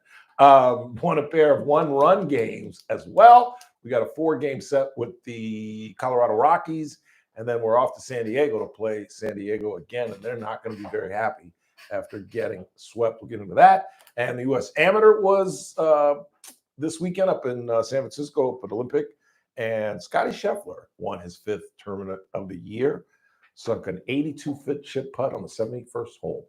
But in the meantime, in connection to the Mata case, our good friend, the executive director of the Open Door Network, Lauren Skidmore, is live in studio, as y'all can see. Say hi to everybody. I don't know how to start this discussion. I really, really don't. Why do I always come in here with the bad ones? I know. It You don't want seems to that talk way. to me about anything good. I know, because it doesn't seem like there's anything good happening these days. Let's start with this review of child welfare services. I was just talking about this with Kathy. I think they should be fired. I think they should all be fired, the management level, to find out that the last examination, probe, audit, whatever you want to call it, was in 2006, that they're not even reviewing what they're doing, as important a job as they have, just seems criminal to me. Yeah, I actually haven't kept up with that piece of the case, so thank you for sharing. Here's what I will say though, from my perspective, is if you're a mid-level worker or if you're the actual case manager, I imagine their caseloads are exorbitant. I Sure. imagine that they have a lot of legal requirements that truly prevent them from doing a good job, and I imagine that a lot of them have emotional burnout because of the intensity of the cases. And so I don't disagree that I think there needs to be some type of review, but I think the system is broken. And I think this is, unfortunately, the most obvious proof that the Yeah. system is broken. Absolutely. Absolutely. Walk us through this Genesis case. Are you very familiar with it in terms of contact with Child Protective Services prior to the incident? Yeah, I've been following it, I think, along with the public that's been Yeah. watching some of the media interviews.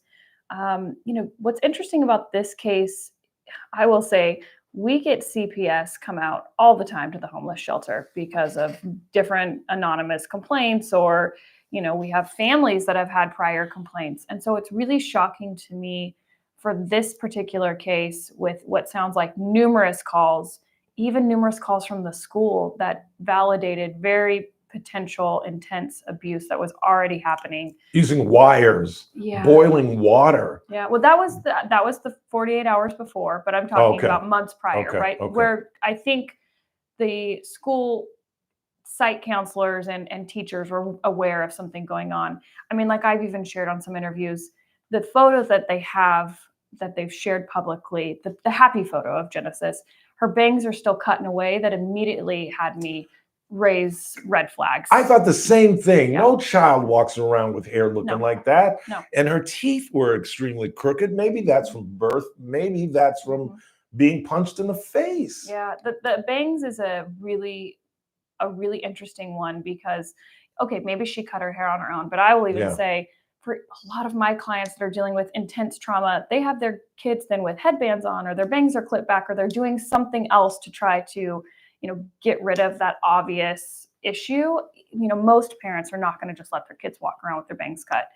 But I feel really bad for all parties. I feel really bad for whoever the case managers were. I also am really frustrated because we just had a similar scenario with Gabriel Fernandez down in LA. Right. And have we not learned our lessons statewide? Have we not looked at that case and said, how do we change the system to where it doesn't happen here again?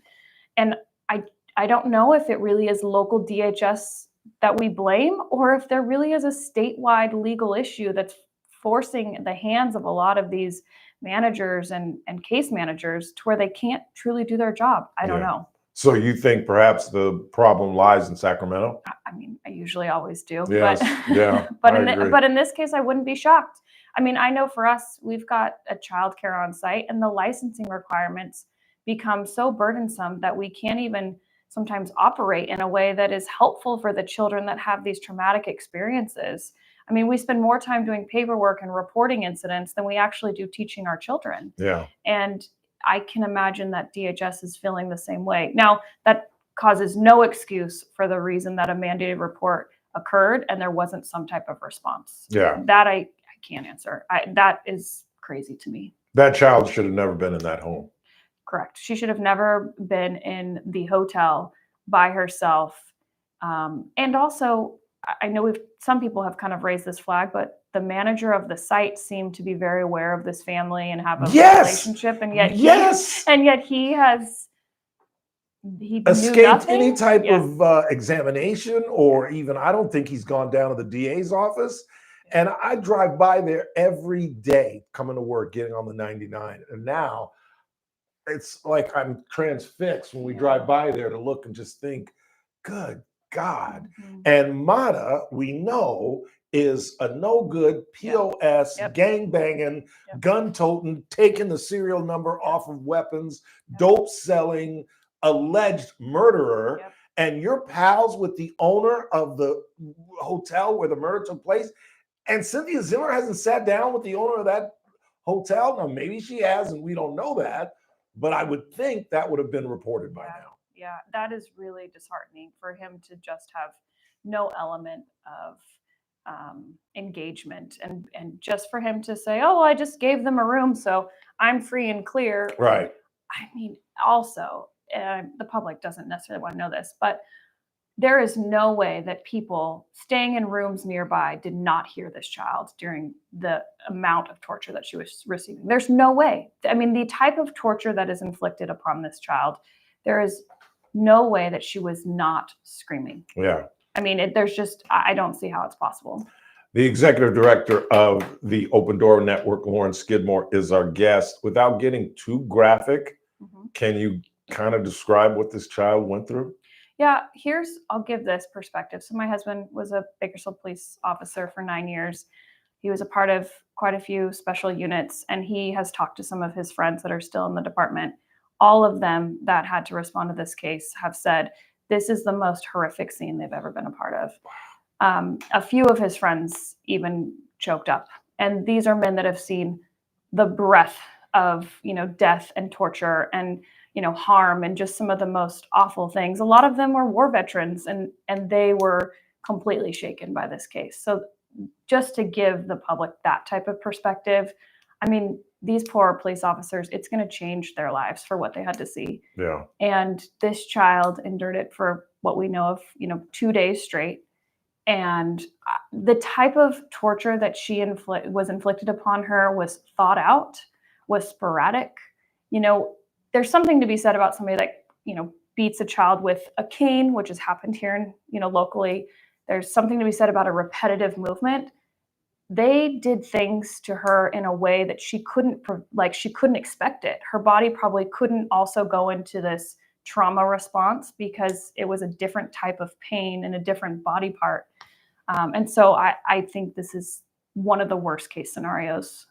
No abuse is a good case, but this one is just so horrific in the amount of torture that they inflicted on her. And it sounds like mostly Mata, but she just sat back and watched is what it sounds like. And now she's trying to roll over and say, I didn't have anything to do with it. It was all him, blah, blah, blah. No, it doesn't work like that, honey. Yeah. Sorry. Yeah. And, I'm sure he abused her. That's absolutely possible. But, I advocate for victims of all types. But in this situation, you are the adult, you are a parent, and I don't care if you are also the victim. This is when you have to speak up. Yeah. This is when you go ask for help. If you're even aware of it, if you didn't put one hand on that child, you are still responsible. Let me talk to Lauren Skidmore for about 35 seconds. Okay. Not the executive director of the Open Door Network. Okay. Does he deserve the death penalty? I think so. Yeah, I think so too. Yeah. And I'm not a big death penalty guy. I'm really not, because of the discrepancies. Like she won't get the death penalty, right? But he will, right? And all those kind of discrepancies. And I think it was the Palmdale case that made me think, yeah, because that Palmdale case where they emboxed this, I think it was a boy, right? Yes. In a little container the size of like a bread box, and shot him with BB pellets and made him eat things that I'm not even going to describe on the radio. I was like, no, there's a special place in hell for these people. Yeah, there is inherent violence that some people inhabit, and there is true evil, and these individuals obtain that. Where does this come from? I know that's a ridiculous question to try to answer, but is it mostly personal experience? They were beaten as a child, or they saw that kind of violence in their home growing up? Yeah. I mean, how in the world could you do something like this? Yeah, it's funny. I met with my own personal therapist last week, and we were chatting about this, and I asked her the same question. Based off your experience, do you think that there was some type of ACE, an adverse childhood experience for the adults? And she said there could be. She said, but this type of torture is true evil, and that not always is shown. That sometimes is just it's just a rarity that Yeah. occurs. I think for mom, I think there was absolutely childhood trauma and abuse. I think she's admitted to it or talked about it. I wouldn't be shocked if he was raised in a family where he saw his father, beating on his siblings, Right. or he witnessed abuse. You have to learn that type of behavior from somewhere. We talk a lot about kids and their resiliency, and it's true. Kids are very resilient, but if you don't address it and teach then an opposite reaction or an opposite kind of action for the bad things, then they will continue to just do the bad things. Yeah. And it's really important to get kids, like a Genesis and hopefully her siblings, into a therapy program or into a program where they have good surrounding them, or they have new methods taught to them, because if not, they will continue the cycle. Yeah. And it's not uncommon for children to fight Correct. as they're growing up. Yeah. I mean, I hate to use a really popular pair of brothers, but Travis and Jason Kelsey Oh, yeah. tell stories of one time they hurt their dad. Yeah. They got into a fight playing basketball. They went into the kitchen. Jason punched Travis in the face. Yeah. Travis was just starting to get bigger than Jason. So Travis body slammed Jason. Yeah. Now they're going at it. Their dad tries to come and get involved. They fall on the dad, and the dad breaks his ribs. And Yeah. they've told that story. So it's common. And that's why you, as the parent, have to, as a very young age, say, we don't put our hands on one another in this family. That's just the way it is. Yep. It's so true. Parenting is so difficult. And I usually lean on the side of supporting the parents through the difficult journey of parenthood. But in this case, like there's no excuse for any type of this behavior. There's no excuse for anyone to, lay your hands repeatedly on a child. Spank them once or twice, sure. Yeah. If you have a difficult child and you got to try a method to get through to them, I'm kind of on the side of, you're the parent, you know best. But in this situation, they should have never had children. Yes, I agree. And this child never had a chance. No. Born to a biological mother, hooked on methamphetamine, handed over to Mata's mother, and just seemingly just never had a chance in life. Yeah, this one's wrecked me quite a bit. This one has had me rethink some of my parenting, and not just my parenting, but just the way in which I love my children, and be grateful for the fact that I can love them, and I'm not a bad person.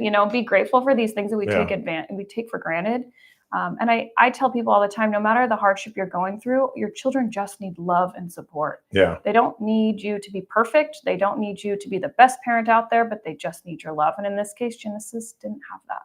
And I'm sorry, I believe in corporal punishment. I really do. I grew up with it. And it's funny, all my friends now who are parents and grandparents absolutely don't believe in it. And you know what I always ask them?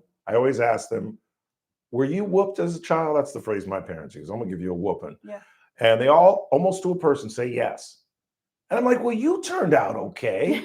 And it's got to be a system. Yeah. My parents had a system. Yeah. If because they were equal whoopers. And I had about 5, I talk about it a lot as if I was beaten my whole teenage years, but it stopped right around 13, 14. And I maybe had 4 or 5 whoopings my whole life. Mm-hmm. And every time, whether it was mom or my dad, the other one would come in the room afterwards as I'm laying in bed going, I hate her. My father would come in and say, now you know why your mother had to do that, right? You created this. You did this. There are ramifications for what you do. And if you do it again, she's going to whoop your ass again. Mm-hmm. You've got to make them understand what the situation is. I don't know. And if you don't, then they will turn out to abuse later on. Yeah, If you understand what's happening, then you're going to change what happens in the future. Right. So that makes sense to me. And it has to be rare. It Yes, can't be of common. course. It can't be on the weekly, the monthly. It just can't be. Well, if you're having to whoop on your children on a regular basis, then the definition of crazy is doing the same thing over and over Right. and expecting a different result. I mean, that is now a crazy scenario. You have to change your strategy. And my parents' way of disciplining us was taking away stuff. And in the 21st century, you've got the magic bullet, baby. Yeah. Take that phone away, Yeah. and they are just like, I will get in line. Yeah, Now, I'm you going to would be think. the parent with a landline again. I'm Yeah, bringing it back. exactly. Not a bad idea. I want to leave you with this to be completely open with my audience. We have microphones that we wear. And during the break, I should turn off the microphone. If I don't, they can hear what I say. After you left, and you may have probably heard this, after you left the last time you were with us, I went down the hall and I was talking with Randy and I said, God, I love Lauren. And she's a good looking woman. Oh, no, I actually haven't heard this. And the audience went nuts. No. They went nuts. Like Bailey got caught. And I'm like, so what? I said she's a good looking woman. Is she not a good looking woman? I appreciate that. I realized her husband's a police officer, so there was nothing torrid about it, but I just wanted to be open. Just be transparent. That's you what know, I. That's so funny. Yeah. There's probably worse things that you've Thank said you. off the mic. So that Well, when one's I not a forgot, bad the one. worst one was when I forgot you gave me the bat. Oh, When I could, where is the bat? Where is my bat? a little bad. Yes, there. Lauren gave me this bat as a gift. It was From really the cool. actual Slugger Museum, I know. which is pretty cool. It says world champions on it. I treasure this bat. You have to go to the museum. I know. You need to go to Louisville. You would really like it. I would love Louisville. I want to go for two reasons: the Derby and Whiskey. then, and well, I can throw that in as well. And to see, there's got to be something about Muhammad Ali there as well. There's an Ali museum. I'm sure. Which I didn't get a chance to go to, but everyone that went said it was incredible. Yeah. For those who don't know, Muhammad Ali or Cassius Clay was born in Louisville, Kentucky. Always good to see you. Beautiful young woman. Thank you. Thanks for coming on the program. I'm sorry. It's always bad news. We'll get a good one here. Yeah. Next time you guys got something good coming on, give us a call. Deal. Lauren Skidmore, everybody, quick timeout. Not a lot of time before we get to the top of the hour. We'll get more into the Mata case in the 5 o'clock hour. Talk a little sports. Dodgers get a big sweep over the Padres. Talk about that. 4-game set now in Colorado, and then 3 in San Diego again next week. Quick timeout. Coming right back. It's TRBS on a Monday, right here on News Talk 96.1 and AM 1180 KRN. We're streaming live at KernRadio.com. Sweet. Thank you. That was great. Depressing, but great. Okay, good. That's what you were looking for. God. So what? How else? What else did they do to this girl? So they slammed her fingers in like the cabinet drawer, so all of her nails looked like they were starting to bust off. Blood was flowing under them. The boiling water, it looks like they pulled like patches of hair out of her head. So at the end, what happened is he punched her so hard in the stomach, she stopped. She started breathing, but she was breathing really heavy. So he thought she was going to go into a coma or puke. So that's when he put her in the bathtub. Because he punched her so hard. And then I guess when they found her, her abdomen was 3 times her size. Hi, my name is Vivian Murphy. My uncle Paul Sheldon. They helped me get everything in order. I had no clue what I was doing. And they were wonderful. The staff is amazing. No kidding. Ben and No kidding. Kelly go out of It's their like the way guy to that make did you feel church says, please kill me. need. Paul is very accommodating. He uses himself as an example to help you understand the process of the insurance and what benefits you should be looking at and what you shouldn't be looking at and how to go about getting it together. I have recommended Paul Sheldon. Just a couple of days ago, I was in line to get my medication and this gentleman was talking about retiring and didn't know what to do. I told him, contact Paul Sheldon. He's the best. I just want to say thank you, Paul Sheldon. You're wonderful and your staff is amazing. When Medicare matters, our team has the answers. Team Paul Sheldon. 398-2298. The Cotton Patch Quilters of Kern County present an afternoon fundraising event under the Sea Auction, Saturday, October 11th, beginning at 11 a.m. at the Women's Club of Bakersfield. For over 40 years, the local guild has been supplying quilts, pillowcases, teddy bears, and dog beds to Kern County veterans, neonatal intensive care units, at-risk kids, shelters, and fire victims. There will be handmade donation quilts sold through live and silent auctions, a boutique of handmade items, raffle baskets, door prizes, and other surprise happenings. A professional auctioneer will lead the auction, and lunch will be catered by Mossman's. The Under the Sea auction is being custom crafted by members and will showcase over 40 heirloom quality quilts. Tickets for the event are $65 and available at the She Shed by the Peachy Pig, 1518 19th Street, or online at CPQ's website, cottonpatchquiltguild.org, prior to the event. No tickets will be sold at the door, advanced to sales only. A couple years ago, I was in the bathroom at the airport when I dropped my smartphone in the toilet. Not smart. I was multitasking when I should have been focused on the job at hand. Embarrassing, but I'm not alone. According to Google, 7 million other multitaskers accidentally dropped their phones into the bowl last year. A gentle reminder that Oh, right that was now you depressing. can get yourself a brand new Samsung Galaxy A36 absolutely free with a $35 plan from Pure Talk. The A36 comes with scratch-resistant Gorilla Glass and a battery that'll last all day, along with unlimited talk, text, and data on America's most dependable 5G network. In other words, it's tough and smart. Something to think about next time you're multitasking in the necessary. Just dial pound 250, say keyword Mike Rowe to get your free phone today. You can make the switch in just 10 minutes. That's pound 250. Say Mike Rowe to switch to a no-nonsense smartphone and a company that actually stands for something. Pure Talk. I'm JR Flores. Catch my show.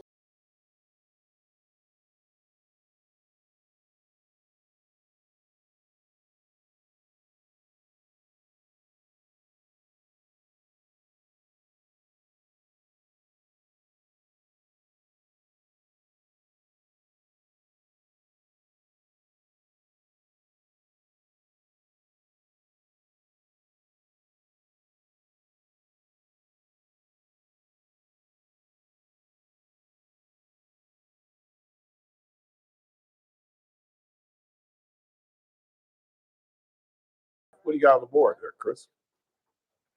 Mr. Bailey, I would like to formally thank your contribution in the Dodgers sweep of the Padres. Please consider betting against the Dodgers. Dodgers fans all over the state would appreciate your commitment.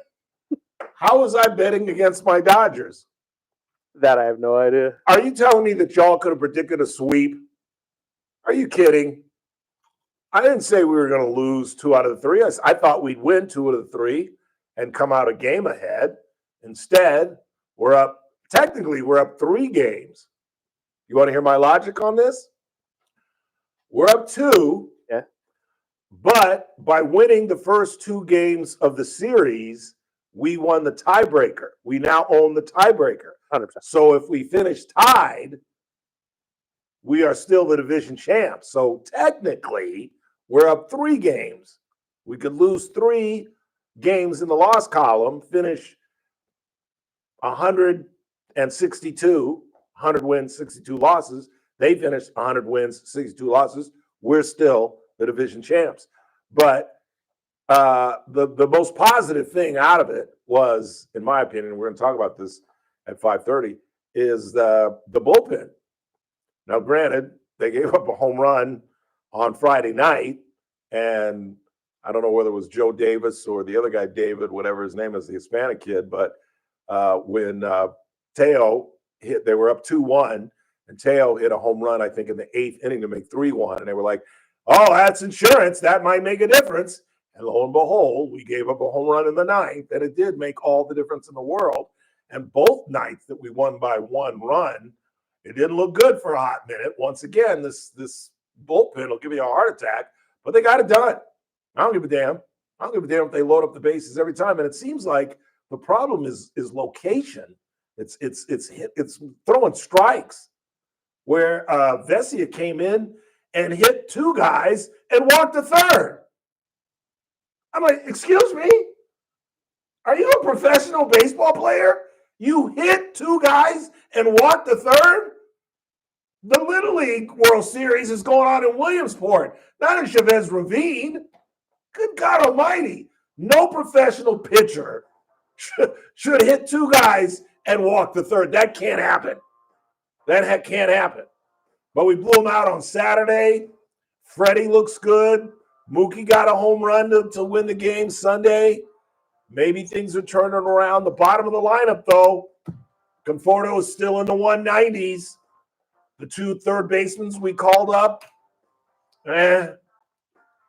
but it's all about the playoffs. Playoffs. Headed into the 5. It's the Ralph Bailey Show on a Monday. Don't go anywhere.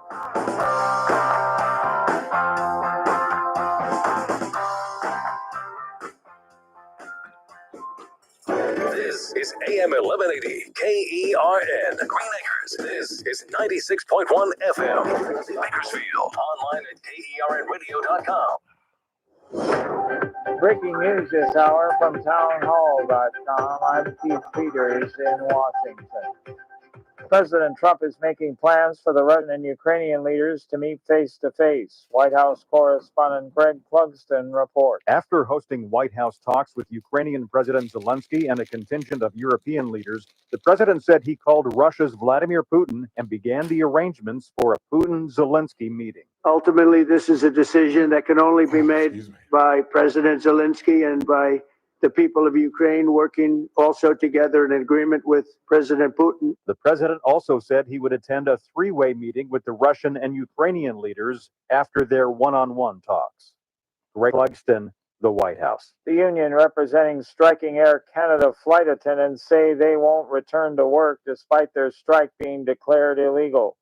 Correspondent Haya Panjwani has more on this story. The Canada Industrial Relations Board has ordered the flight attendants back on the job after they ignored an earlier order to return to work and submit to arbitration. The strike at Canada's largest airline entered its third day and is affecting about 130,000 travelers each day during the peak summer travel season. The two sides remain far apart on pay and other issues. Air Canada stopped plans to restart operations after the union defied a return-to-work order and said workers would not go back to work. The Industrial Relations Board is independent and interprets and applies Canada's labor laws. I'm Haya Panjwani. Mississippi, Tennessee, and Louisiana have authorized National Guard deployments to Washington, D.C. as part of President Trump's efforts to crack down on crime and boost immigration enforcement. On Wall Street, the Dow down by 34 points, the Nasdaq rose 6, the S&P down a fraction. More at townhall.com. What is your next success story? At University of Maryland Global Campus, you can succeed again with more than 135 affordable online degrees and certificates to help you move your career forward. From cybersecurity and AI to healthcare and MBA, our programs help you build critical thinking, leadership, and communication skills that set you apart in today's job market. Apply now and save with no application fee through September 3rd. Visit umgc.edu to get started. Certified to operate in Virginia by Chev. Switching to Progressive is a game-winning call. And that reminds us of other game-winning calls in the history of sports. It was a doubleheader in August and really hot inside the concession stand. So instead of waiting for people to come to me, I figured I'd walk around yelling, "Hot dog, Chuck!" And that's how I became the first hot dog vendor in sports. Okay, not really a game-winning call, but it was a good call. You can make one too. Switch to Progressive and you could save hundreds. Progressive Casualty Insurance Company and affiliates, not available in all states. From the KERN Newsroom, your live and local news update on News Talk 96.1 and AM 1180 KERN. I think I'm Bill sushi Robbins, tonight. a suspect taken into custody following a report of shots fired and a long Sushi tonight. standoff in the area near Grand Lakes Avenue and Ming Avenue. Police tail, got the little call a salmon. little after 7 o'clock Saturday night. The suspect reportedly ran from their vehicle into the neighborhood. Investigators traced a vehicle. Isn't it bad to get sushi on a Monday?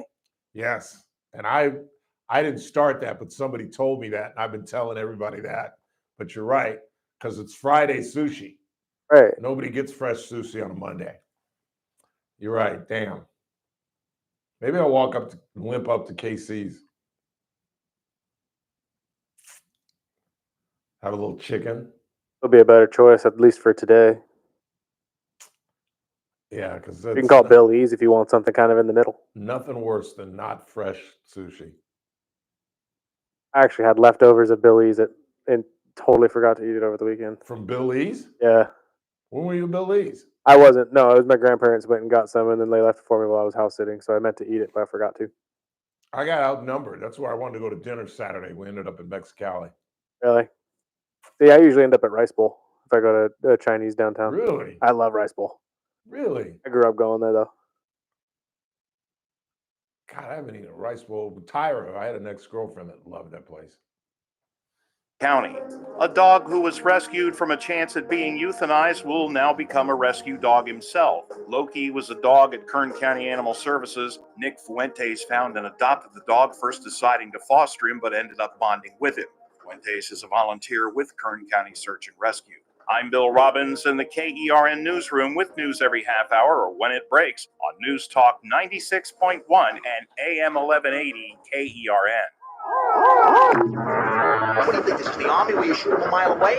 You gotta get up close like this. Little bing, you blow their brains all over your nice Ivy League suit. It's the Ralph Bailey Show on News Talk 96.1 and AM 1180 KERN.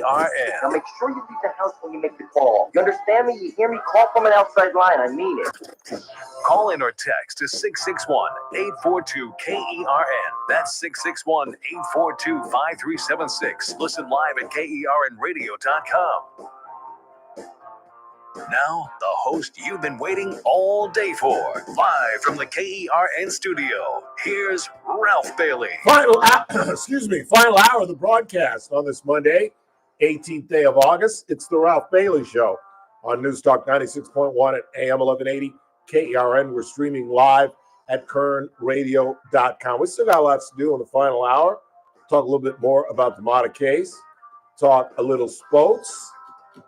The Ryder Cup is right around the corner. For those golf fans, Keegan Bradley, the captain, was on the Today Show this morning, and he is very close. And they said something that I don't know if it's true or not, because I take, what I hear on television with a grain of salt unless I can prove it. But Craig Melvin said that a captain has not participated as a player since Arnold Palmer in the 1960s. And I was like, okay. I thought, and then I started thinking about who I thought it was that participated as a captain and / player, and I couldn't come up with a name because Tiger has not participated yet as a captain. I think he captained a president's team, but I don't think he's captained the Ryder Cup yet. And it will be Keegan Bradley. And again, if you're a golf aficionado, it might interest you to know, or you might already know, Keegan Bradley is the nephew of Pat Bradley, who dominated or was one of the big players in LPGA history when I was growing up in the 70s. I don't think she made it into the 80s, but she was a dominant player during the Joanne Carner and Dottie Pepper and all those players that some of us my age grew up with. I'm thinking of the woman that won 3 amateur champions from New York. Judy Rankin. No, not Judy Rankin. Judy Rankin's a Hall of Fame golfer who's in the booth now, but that's not what I was thinking about. I can't remember her name. But anyway, the big news out of U.S. Amateur that just finished, and I don't even know the kid's name, but it doesn't matter. He's a kid from Thomasville, Georgia, which is amazing in and of itself. I said, which is amazing in and of itself. I'm sorry, I'm trying to figure out if I even know where Thomasville is. Why is that amazing, Ralph? That's funny. You should ask, Chris. It's in Georgia. I'm from Georgia. I don't even know where it is. But 4 other amateur champions have not only come from Thomasville, where this kid that won the amateur this weekend is from, but from his country club. And what's even more amazing than that, this country club was built in the 19th century, and the first winner from this country club that this kid is from won 3 in a row in the 1890s. Then another woman won it in 1900.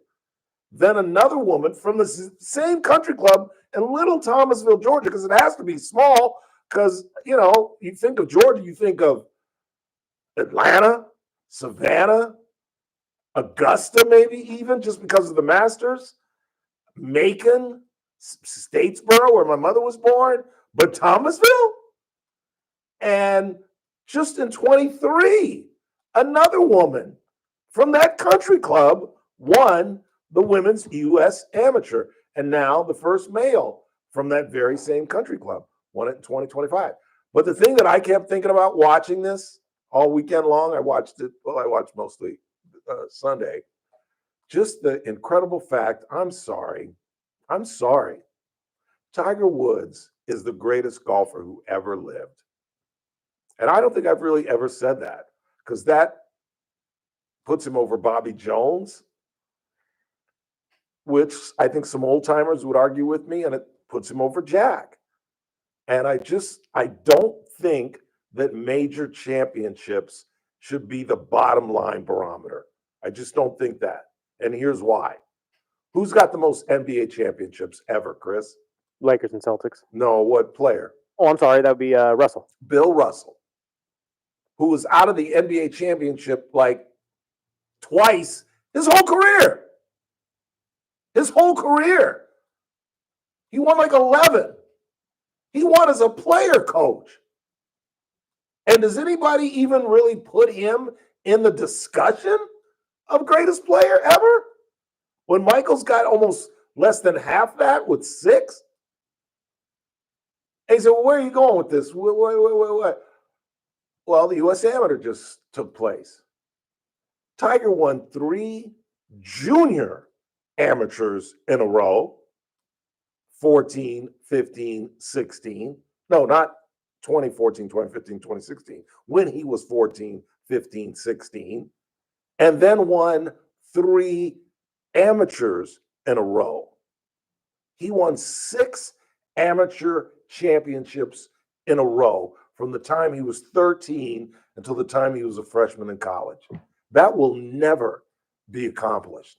And I just think a lot of the things, and the reason I was thinking about this, obviously, because of Scottie Scheffler. He's won 5 PGA championships this year and a major.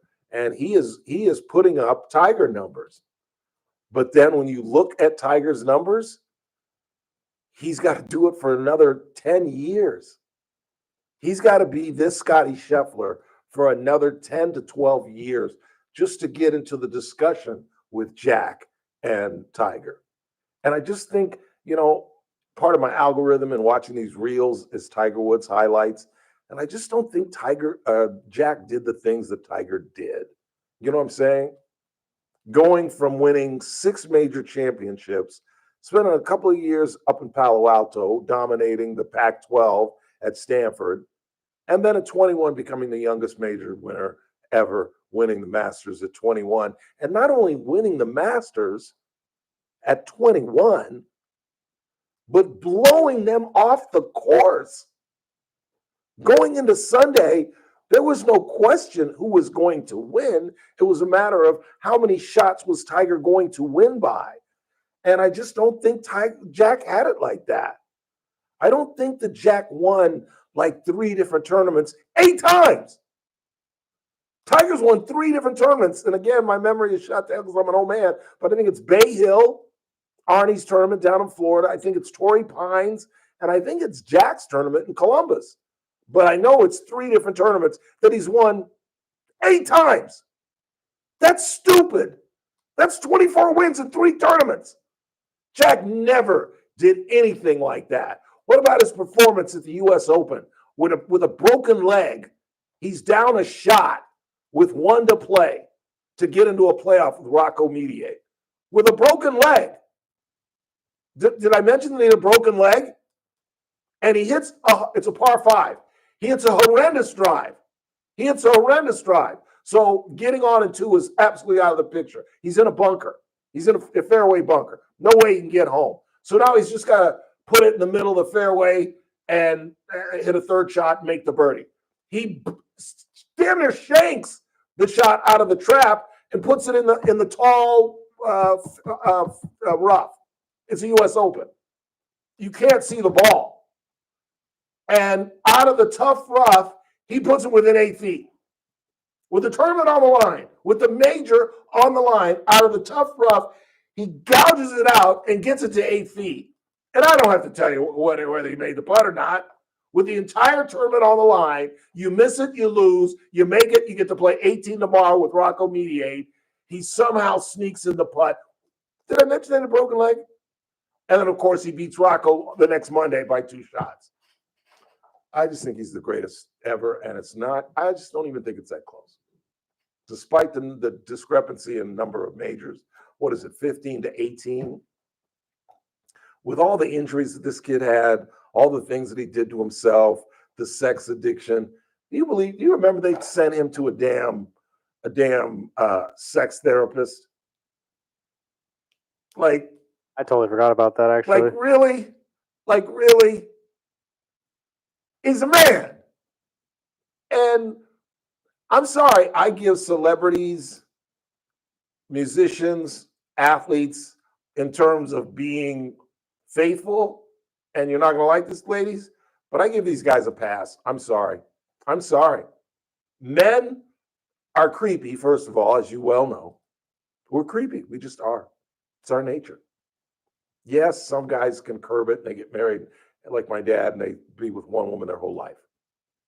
But most of us are creepy.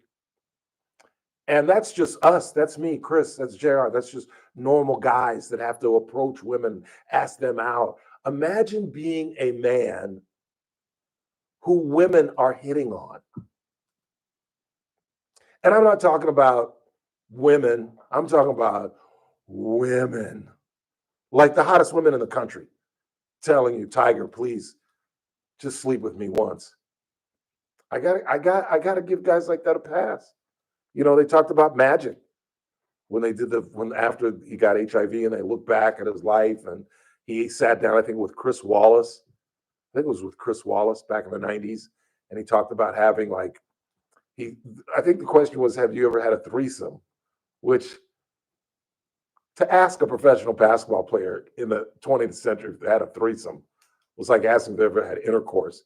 And Magic, if you remember, the answer was like, and he didn't blink an eye. He was like, yeah, sometimes they're 4 or 5, just depending on what the girls are into.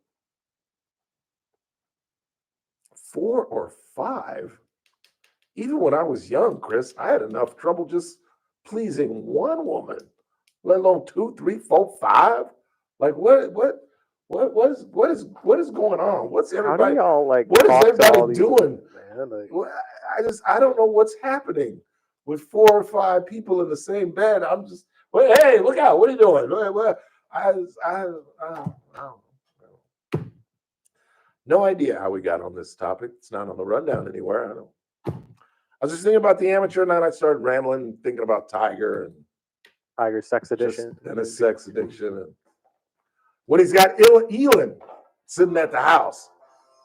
The only thing I didn't respect about Tiger was that he was doing some of these skanks in his own bedroom.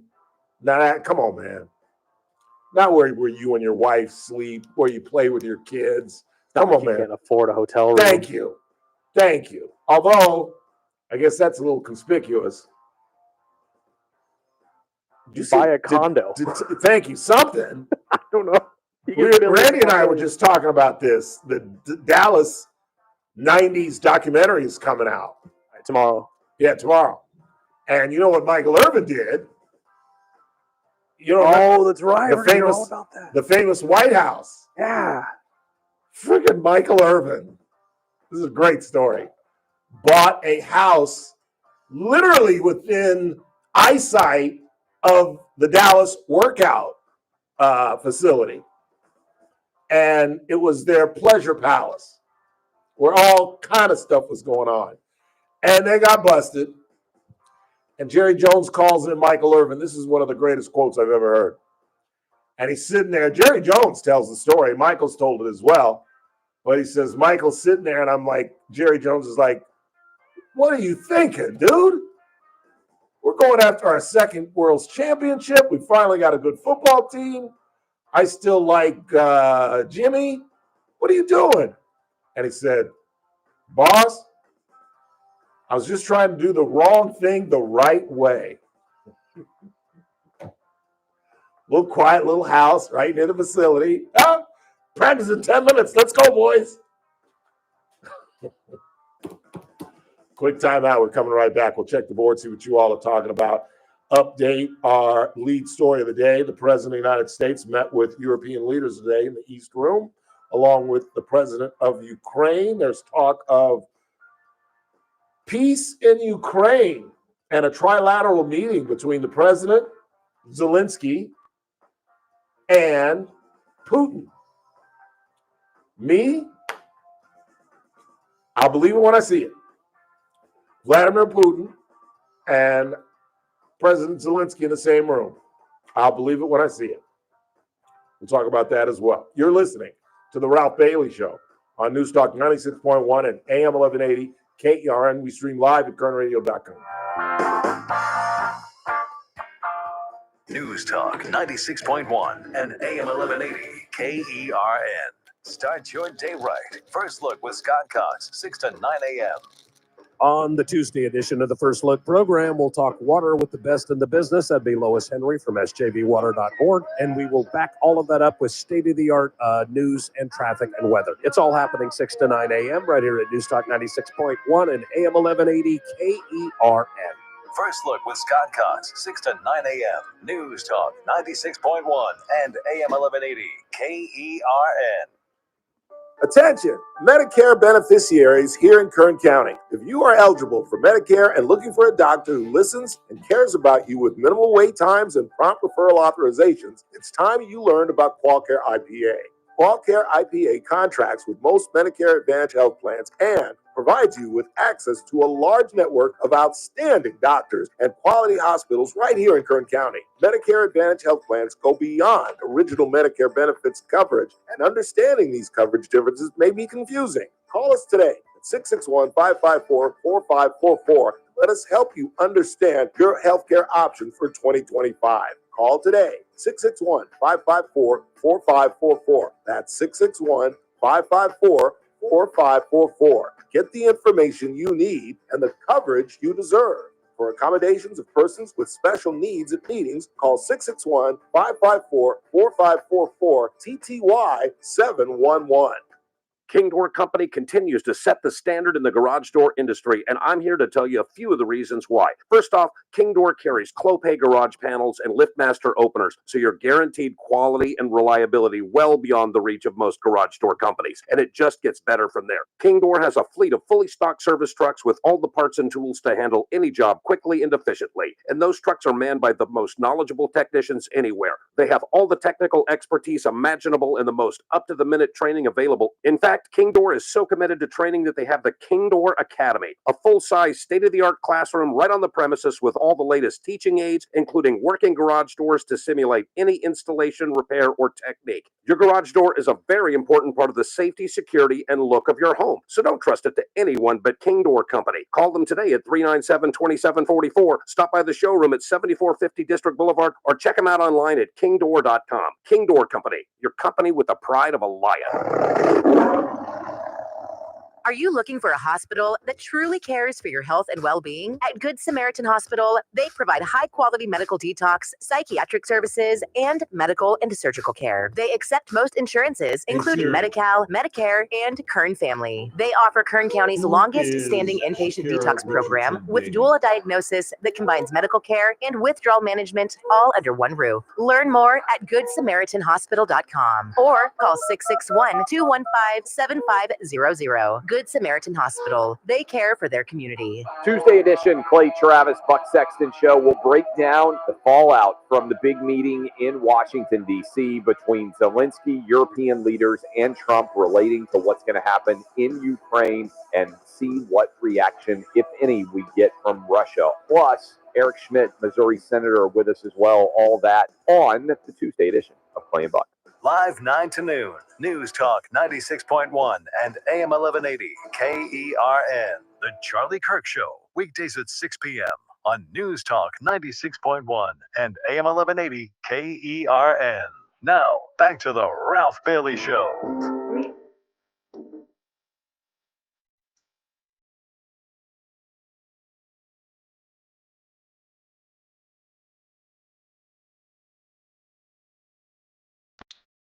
I want Sully again. Story of Captain Sullenberger landing in the Hudson. Any particular reason? Bored. It was on television early morning. I went to bed early Saturday night. We went to dinner, had a double margarita, and then went to the cigar shop. And I, know that I don't smoke. It's just, I was like, I gotta go. Because I was sitting here and they were all sitting there and they were blowing the smoke right at me. And I found the shirt I was wearing. It just reeks to hell. And I couldn't do it. But they, love hanging out there. So I went home and then got up early, and it was on. It was nothing. There was no sports on, so I just ended up watching it early in the morning. And I don't know whether it's old age, but I cry through that whole damn picture. It's crazy, and it's crazy the scenes that I cry at, that I consistently cry at. Like I cry at the scene where the first ferry reaches them and they start boarding. I cry at that because because I think this actually happened. Somebody landed a plane on the Hudson, and those people were standing on the wings of the plane waiting for this ferry to come save them. Many of them were on the floatable rafts that they slide out on, but many of those people were standing out there on the wings of the plane. I don't even know if I have the guts. I'd have been like, I'll go down with the plane. I'm not standing out on the wing of the plane. This thing's going to go down anyway. We're going to all die. I don't know. And then there's the scene where Sully, he's obsessed with the 155 number. That's the number of all the souls on the plane. And when the guy comes in and tells him, I got a number for you. And he's like, yeah, 155, Sully. And he's like, 155? 155. And he just kind of puts his head down, break down like a punk. I break down like a punk. Just, and I'm like, what is wrong with you? What is wrong with you? Do you think it's connected to your fear of flying? Yeah, oh, absolutely. Absolutely. That's why I say just the idea of standing on a wing of a plane in the middle of the Hudson River scares the crap out of me. So are these tears of fear then? I think so. Like how, and I don't think Eastwood, I don't know, maybe, but they all seem so calm. I'd have been scared to death standing on the wing of a plane in the middle of the Hudson. But I guess at that point, you're just so damn grateful that you're alive. Yeah, and that's like another great scene where the two boys and their dad get on the plane at the last minute. So they all have to sit apart, and the brother and the dad are together, and the third brother calls, and he goes, I got taken to New Jersey. I was on the other side of the plane. And the boy goes, can you believe this? Dad, the plane went down in the Hudson, and we survived. And they're like laughing and crying at the same time.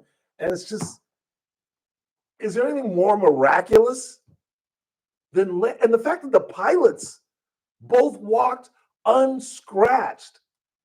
Do you know what it's like to hit water from a plane that was once going 300 miles an hour?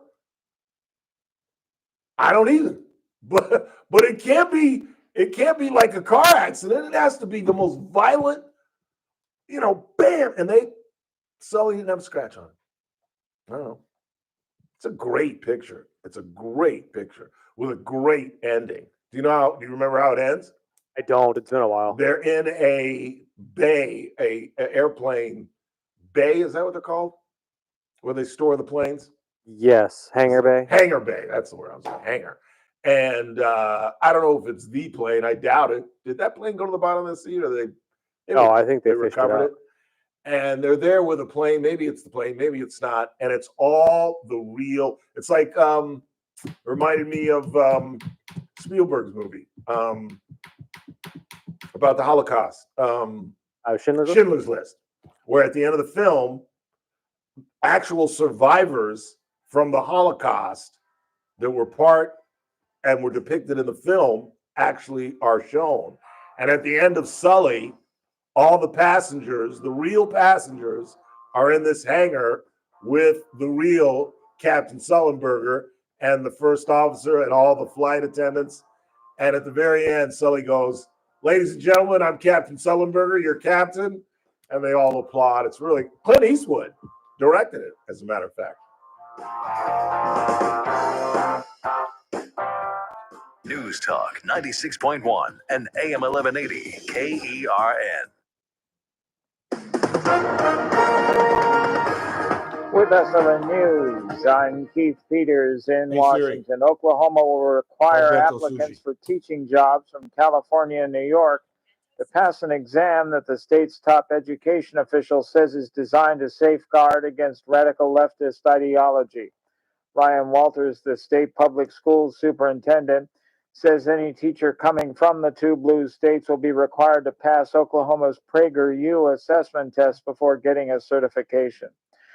President Trump says he's begun arrangements for a face-to-face meeting between Vladimir Putin and Volodymyr Zelensky to discuss a pathway to end Russia's invasion of Ukraine. Trump says he discussed the plan with Putin following lengthy talks with Zelensky and European leaders. On Wall Street, the Dow down by 34 points. More details at srnnews.com. News Talk 96.1 and AM. You want to bust out your promo real quick? I don't know. Since I can't get a hold of Bento, I don't know what that's about. What happened? Huh? What happened? I can't get a hold of Bento. I don't know what's the answer machine. They're open on Mondays. They're open. They closed? No, they're open every day but Sunday. I don't know. And then I was thinking Jake's Tex-Mex, but they're closed on Mondays. And I really don't feel like hobbling up to KC's. I really don't feel like hobbling. What do we do today? I guess I gotta do Trump.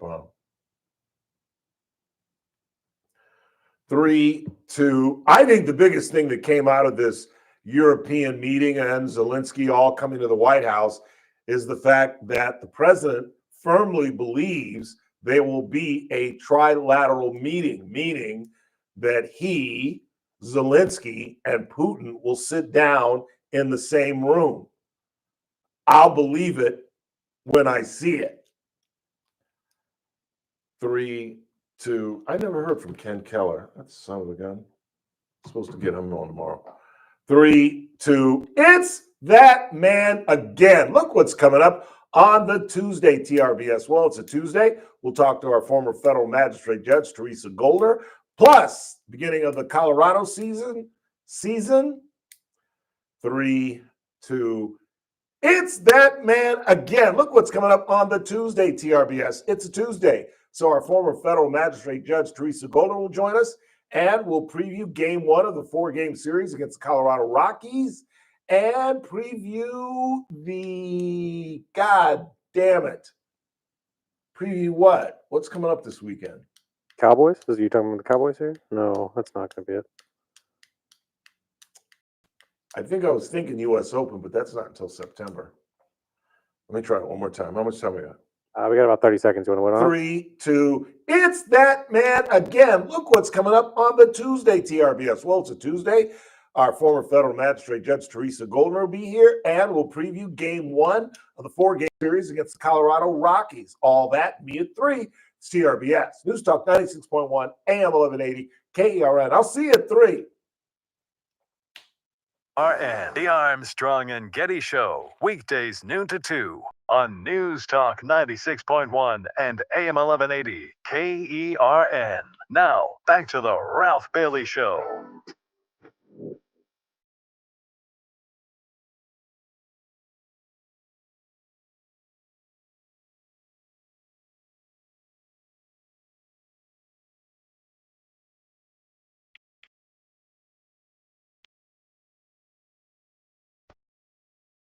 So I've lost another athlete. What way? Support as a fan. You can't guess. I think Olympics. Shikari. Yeah. I've heard some more of the video, audio video, when she got arrested. Shakira Richardson is a all-world Olympian. She was expected, or I guess she still will participate in Los Angeles in 28. Did you read the lead story? I didn't even read it. Did you guys see the lead story of the LA Times? That there was pushback on the 28 Olympics? That some people were like, no, we shouldn't have it? These people going crazy? 1984 was one of the greatest years of my life. I got to work at the Hilton Head Island Packet, live with my grandmother for most of the summer, And then right around my birthday, because I worked for the packet May, June, because I got out in 14. So most of May, June, July, and I left right around my birthday and came home to the Olympics. And it was a great summer, and it was a great thing for LA. And everybody, the whole talk going into the 84 Olympics, I was 21 years old, was that it's going to just be absolute chaos in Los Angeles. And no one could ever figure out whether local residents did the boogie tie and went to their places in Palm Springs or Big Bear or Mammoth or what, but the traffic was nothing. It was typical LA traffic. Now it's 2025, and I don't think there's any way in the world you can't help. But I mean, traffic in 84 and 25 are night and day. But Sha'Carri Richardson was arrested in a Washington airport for attacking her boyfriend, Christian. I can't even read my own writing. I looked it up and I wrote it down, and I can't even read my own writing. I think it says Calvin. I don't know what his name is. Christian. He's also a Coleman. What is it? What did I write? Coleman. That says Coleman? Coleman. Jeez. You're right, Chris. My penmanship is just. You've inherited some things from your father. Yeah. Penmanship is one of them. Yeah, it really is. Because it's just I absolutely. wish I could just try. Honestly, we can actually show it to listeners now if you really Yeah, you want really to. could. If you want to see my. If you could even try to run down. Can y'all see that? The hieroglyphics. That's what I send Chris every Actually, morning. You know what? No, I gave you credit today, though. You got the names of the guests pretty dang clear today. What? Sometimes I get the guest names wrong. Well, depending on who it is, but yeah, that's the rundown. That's what I send Chris every day. That's my notes for the show. So I can see that. But so she gets arrested. They've got her on video. I think they're getting off a plane in Washington, and she shoves him.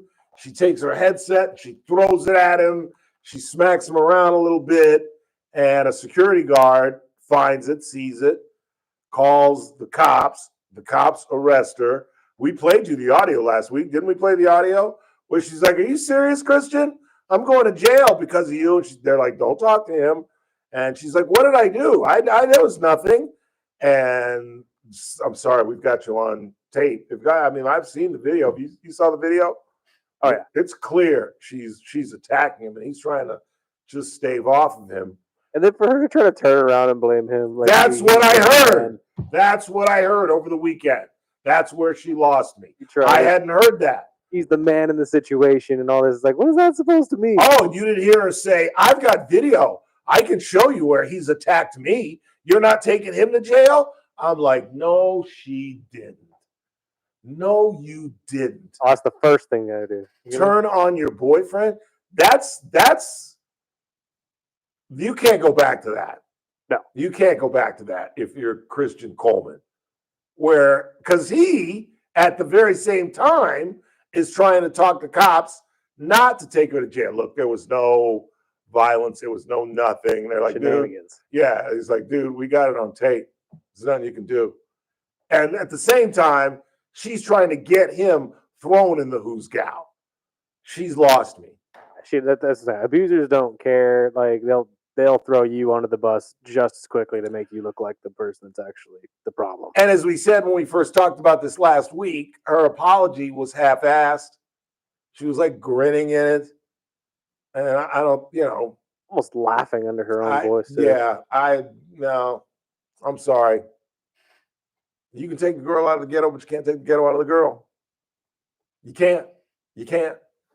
Some are smart enough to, control their ghetto upbringing. But like we said with Julio Urias, if you're bold enough or uncontrollable enough that you're committing domestic violence in front of strangers in an airport, and you're not smart enough to realize that there are cameras everywhere in an airport after 9/11, Sha'Carri, you're not smart enough to know that at Idlewild Airport there are cameras everywhere. just to know, just generally in public. But an airport? You don't think that, dude, there are cameras in an airport in the bar. Believe me, White Knuckle Flyer knows all about the bars and airports. I'm there every time I fly, without fail. And there are literally cameras in the bar. And so if she's funky enough to start beating out her boyfriend in public, all in front of strangers, and not smart enough to figure out what is she doing behind closed doors? Is there anybody that can hear my voice that thinks that's the first time she's hit this guy? Or that they haven't gone maybe even back and forth with this nonsense? No, you can't. You can't. And I bet they're together right now. I bet they're together right now. You know? Knowing how these things go, you're probably right. These codependent relationships. But once my girlfriend wants me to go to jail, I'm done. I'm yeah. Yeah, you don't care about me enough to keep me out of jail, but I can try to keep you out of jail. Right. And you're going to throw me under the bus. And I don't think he'd have done the same. No. I don't think if he pushed her. Because he's the one being abused and he's trying to get them to take the cuffs off of her. Yeah. And yet she's saying, well, I've got proof that he's beaten me. You're not taking him to jail? It's just like, wow. That's essentially being a rat. Whole family, nothing but that's the same thing. It is. You're a rat. You're an absolute rat. Or at least that tells me that you would rat on anybody at any point. Anybody. You're making love with this man. You're thinking about probably marrying this man, and you want to see him go to jail. Ugh. She's totally lost me. And you know what's weird? I thought she was fairly attractive for a skinny, muscular woman that I'm not really attracted to. Now I look at her and I'm like, oh, she's disgusting. She's absolutely disgusting. It's weird how your personality and who you are can absolutely change. Like, I really think Aryna Sabalenka is an attractive woman, but I just can't be attracted to her because she's a terrible person. She really is. Maybe I don't know what I'm talking about because I don't know this woman, but she just seems like such an awful person. There are several women like that I find attractive that I think are ugly. You know, I can't think of anybody. And then there's some women that are like not that attractive, but have bubbly, great personality. Sandra Bullock is who immediately comes to mind.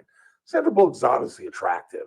She's not like hot, but I think she's hot because she's just so freaking cute and smart and funny. Like back in the day, part of my algorithms was Ellen DeGeneres shows. For some reason, I was getting these Ellen DeGeneres things. And there was the thing. Did you ever watch Ellen DeGeneres?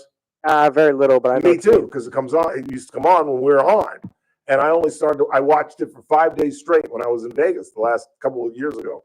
And they play this game where they ask celebrity crazy questions and they have to beep in and, what's your favorite part of your body? What's the favorite part of your boyfriend's body? And she was just so cute and funny, and it takes her from an 8 to a 9. And if you've got an ugly personality, it takes you to like a 9 to a 7. Like these attractive local women who take pictures of themselves and place it on Facebook every day. It's like, you're so ugly because you're so narcissistic. There's like a handful of women who literally post pictures of themselves on Facebook every single day. Every single day. And I thought the pictures of the food was bad. But pictures in bathing suits and cute skirts and the hands on the hip and the foot out and the whole thing, just like really, like every day. Wow, you gotta really think positively of yourself to do something like that, and you gotta really think that people are really just enamored with you, and that is just arrogance beyond belief. God, I wish I could name names, but I will not do that. Let's go ahead and take our final break of the day. Wrap this thing up, as I said. I didn't say. Well, I said to the YouTube listeners, because I never turn it off when I do the promo. But Teresa Golder, our former federal magistrate judge, will be with us tomorrow. I am efforting a interview with Ken Keller from Dignity. Their program with Morehouse Medical School is up on its feet, where they're bringing residents out here to train as they go back to Morehouse. And the effort is to try to get them to come out here and then settle out here. We have a high shortage. See what I did there? A high shortage of physicians in our community. And that's what that is all about. I know Michael Bowers has been a big player in that. So we are efforting that interview. We'll probably get him at some time during the week. I was hoping to get him tomorrow, but we'll get him on here before the end of the week. In the meantime, keep it locked. Charlie Kirk at the top of the hour. In the meantime, you're listening to The Ralph Bailey Show on News Talk 96.1 and AM 1180 KERN. We're streaming live at kernradio.com. Hey Siri, call Bento Sushi. News Talk 96.1 and AM 1180 KERN.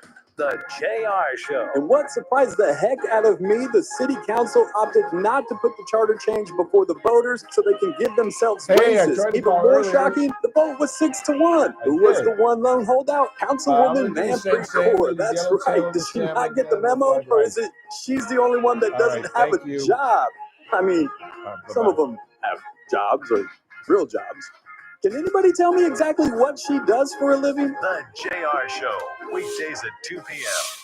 This is a special notice to U.S. taxpayers owing $10,000 or more to the IRS. Tax Relief Advocates is urgently notifying taxpayers that tax relief initiatives are now available that may significantly reduce or eliminate what you owe. If you're afraid of an IRS lien, levy, or wage garnishment, don't lose hope. You can now take advantage of these current relief programs to end all collections, reduce the amount you owe, and resolve your tax problem.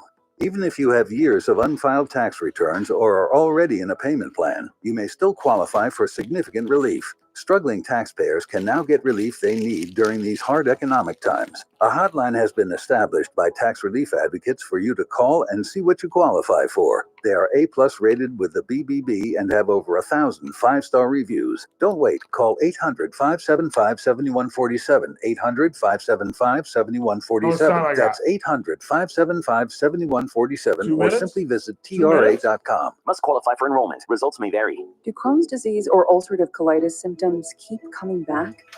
Tremfya guselkumab may help, with rapid remission achieved at 12 weeks and lasting clinical remission at 1 year.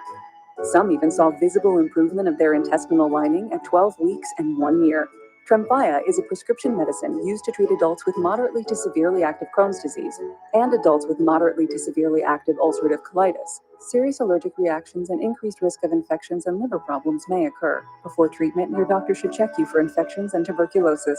Tell your doctor if you have an infection, flu-like symptoms, or if you need a vaccine. Healing is possible with Tremfya. Approximately 3 out of 10 patients were in endoscopic remission at 1 year, based on areas visualized on colonoscopy, which may not represent the deeper bowel layer or entire GI tract. Individual results may vary. Ask your doctor about Tremfya today. Call 1-800-526-7736 to learn more or visit tremfyaradio.com.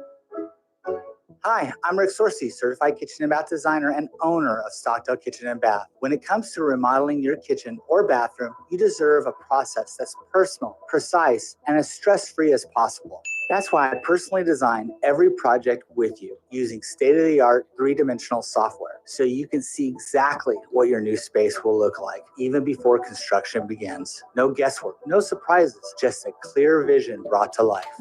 And I believe in guiding you through every step of the process. I shop with you, cabinets, countertops, fixtures, so you get the perfect combination of style and function. We work with top quality American-made cabinet brands like Waypoint, Diamond, Medallion to ensure long-lasting beauty and craftsmanship. If you're ready to turn your vision into reality, let's design something amazing together. Call Stockdale Kitchen and Bath at 661-834-3333 or visit StockdaleKitchenandBath.com today. Stockdale Kitchen and Bath, beautiful cabinetry, smart design. The Clay Travis and Buck Sexton Show, live 9 to noon. Now, back to the Ralph Bailey Show on News Talk 96.1 and AM 1180 KERN. 2 weeks, 2 days. My love baby's been gone. If you see my baby, please send her home. I'm watching on Fox Andrew Cuomo, New York City mayoral candidate as an independent. I just don't understand what he's doing. He lost to Mamdani, the communist, overwhelmingly. And now he is blowing any chance Eric Adams had to upset this guy because they're going to split the independent vote and Mamdani's going to win. And, you know, I guess I shouldn't be a hypocrite because I think I've said on the record, I want Mamdani to win. New York deserves a socialist. And let's see how it works out. And let's hope that the guy in Seattle that's following the footsteps of this guy wins as well. Socialism has never, ever worked. It's not as if this is something new. This isn't something that these guys came up with. It was huge in the 1900s, or in the turn of the century, right in the late 1900s and early part of the 20th century. It was tried. There were many socialist candidates. Hell, there were communist candidates in the early part of the 20th century. We weren't, as a country, convinced that communism was a bad thing. Communism really didn't become a bad thing universally in this country till about like the 30s, right around the 20s and the 30s. And then it became like a scourge because of what was going on throughout the world. But you know, if New York wants a communist, a socialist, if they want to go to government-run grocery stores, who like, when does the government ever run anything well? You know what I mean? Do what you want to do. Knock yourself out. 842-5376, 842-KERN. Anything on the board? Yeah, I got a couple here for you. What do you got?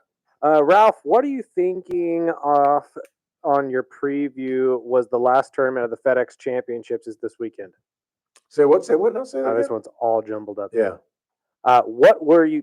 What were you thinking of on your preview with the last tournament of the FedEx Championships coming up this weekend? I think is what they meant. Yeah, I don't care about the FedEx Championship. I really don't.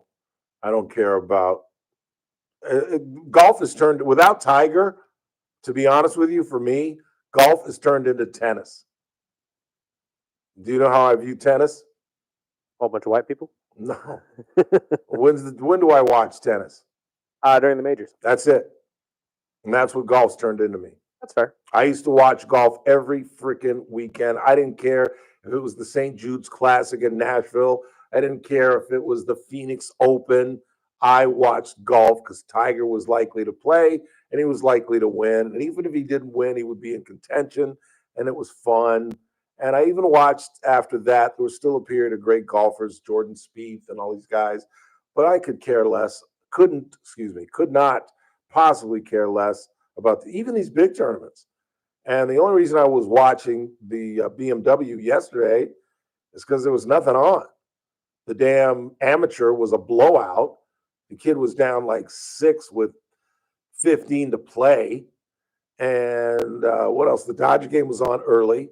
That was a 1 o'clock game. It was over by 4 o'clock. So it was nothing else to watch. But I will be watching the Ryder Cup, which comes up in September. I think it's the 26th through the 28th. That is the most exciting thing on the calendar right now, right? Where are we, in August? Yeah, that's September. And then a lull period through the winter, and then get back going in January. But I could not possibly care less about the FedEx Champion. I mean, Scott, and it'd be different maybe if PGA was competitive, but it's Scotty Scheffler and everybody else. I mean, what that kid did, he was winning by 3, and he started to leak oil coming down the stretch, and he had a 3-shot lead. And then they go to 17, where he just bogeyed 16. He's got a 1-shot lead with 2 to go. And he misses the green on 17. So now he's trying to get up and down. And if he doesn't get up and down, he's tied going to the 72nd hole. If he doesn't hit a good chip and one putt, he's tied. He knocks it in from 82 feet, makes birdie, and now takes what is an insurmountable lead for a professional golfer. If a professional golfer just has to make bogey to win, it's in the can. I think the only time I can think of a professional golfer making a double bogey to lose a championship was, of all the great players, Chris Burdick, who would you guess? Let me see if I can give you a hint. Oh, I'll give you a good hint that you won't know, but the people will be screaming at the radio. Probably. Rainbow Umbrella. Of all the great players who literally lost, I think, the Masters by making a double bogey on 18. Who do you think it is? And the clue is Rainbow Umbrella. Rainbow Umbrella. People are screaming at the radio. I'm shocked you can't read it off the damn text messages. Rainbow Umbrella. We got to give it a sec for them to actually text it in, though. Yeah, to be true. fair. YouTube might be a little bit quicker. Yeah, I don't not know. on the chat room. Mick Mickelson? No. I would even throw him in with the greats. All right, I'll give you another one. This should give it away. Oh, I can't say that. That's too easy. Lemonade and iced tea. I was going to say Arnold Palmer. Was my next joke? Yeah. Lemonade and iced tea. Rainbow Umbrella. That one escapes me. That's his symbol. The rainbow umbrella. It is. You're right. That's umbrella. It's on the can of Arizona. Yeah. And I forget. There's a great story. I was like, I couldn't tell you the story. I think he saw a rainbow umbrella at a tournament and went to his guys when he was just beginning to be an entrepreneur. Because if you look at his portfolio, all the things that Arnie started, Arnie's responsible for the Golf Channel. He's responsible for the Golf Channel. He created it. He created the Golf Channel. He said, fellas, why don't we put together an ESPN-like channel that is exclusively golf? And they told him, you're nuts. You're crazy. Ain't nobody going to watch 24 hours of golf. And he goes, well, it doesn't have to be 24 hours of golf. We can have lesson shows, which I watch religiously, School of Golf. I'm sitting there like this, yeah. We can have talk shows. We can have old tournaments. We can show the best of Tiger. I'm sure he didn't say this in the meeting, but that's what it turned out to be. Yeah, he put that together. And it's the great line. It's the great Arnie line. He said, Arnie, they told him, all of his think tank told him, Arnie, this would be a tremendous gamble and you would be financially hurt if this thing were to fail. And he said, gentlemen, didn't any of you guys ever watch me play golf? Did I ever lay up? Did I ever not try to hit it through the trees? Did I ever not gamble? Fellas, we wouldn't be sitting in this room if I didn't gamble my whole life. We're going ahead with this. And shoot, Golf Channel has been absolute game changer. Absolute game changer. They now hold tournaments on the Golf Channel. In fact, that's where the U.S. Amateur was portrayed, on the Golf Channel. They played the finals on network TV, but throughout the week, it was on Arnie's channel. And did you know he was a great pilot as well? I did not know that. Flew himself all around. In fact, I think Arnie was the first one to start using private jets because he was the pilot. And he found that it was just simpler and to get around from Charlotte to wherever, Dallas. Just thinking, could you imagine a jet as your car? Essentially, because that's what it was for him. Yeah, absolutely. During the tournament, yeah, absolutely. Only time he was in a car was when they were taking him from the golf tournament to the airport. And can you imagine getting on an airplane on the tarmac? I did it once. Well, we used to do it when I was a kid, but I did it once with Paul Sturgeon. Pulled up in the backside of the airport over there and just got out of my Uber and jumped on a plane. And next thing you know, you're in Lake Tahoe. Chilly. Great. Yeah, it was pretty cool. Pretty cool way to travel. Want to thank Kathy Abernathy, Dr. Jeet Singh, and of course, Lauren Skidmore from the Open Door Network. For Chris Burdick, I'm Ralph Bailey. That's what's really going on. Wrap to you tomorrow.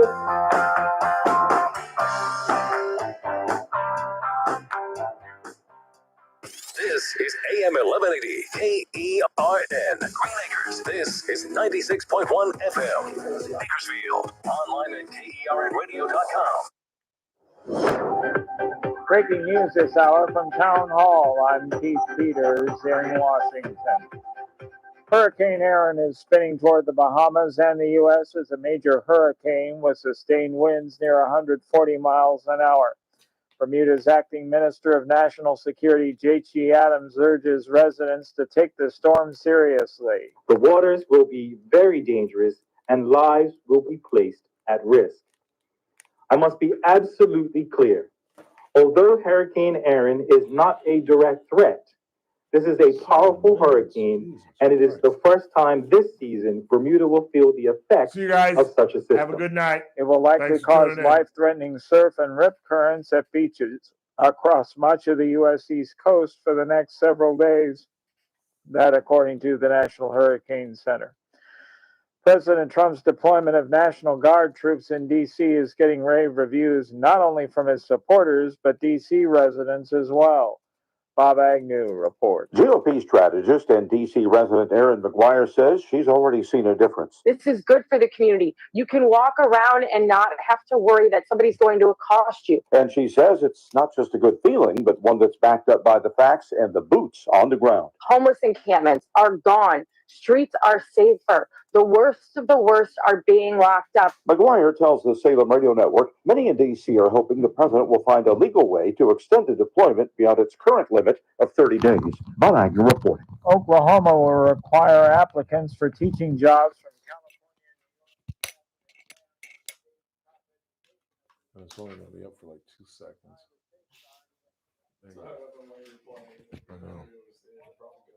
I know.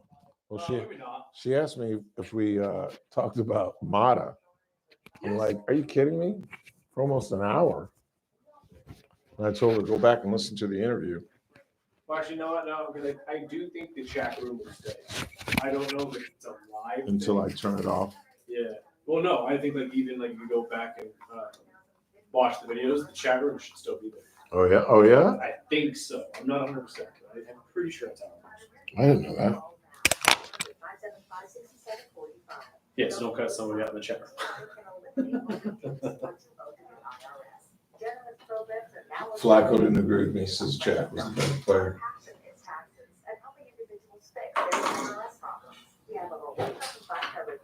Do you guys charge those things every night? Yeah.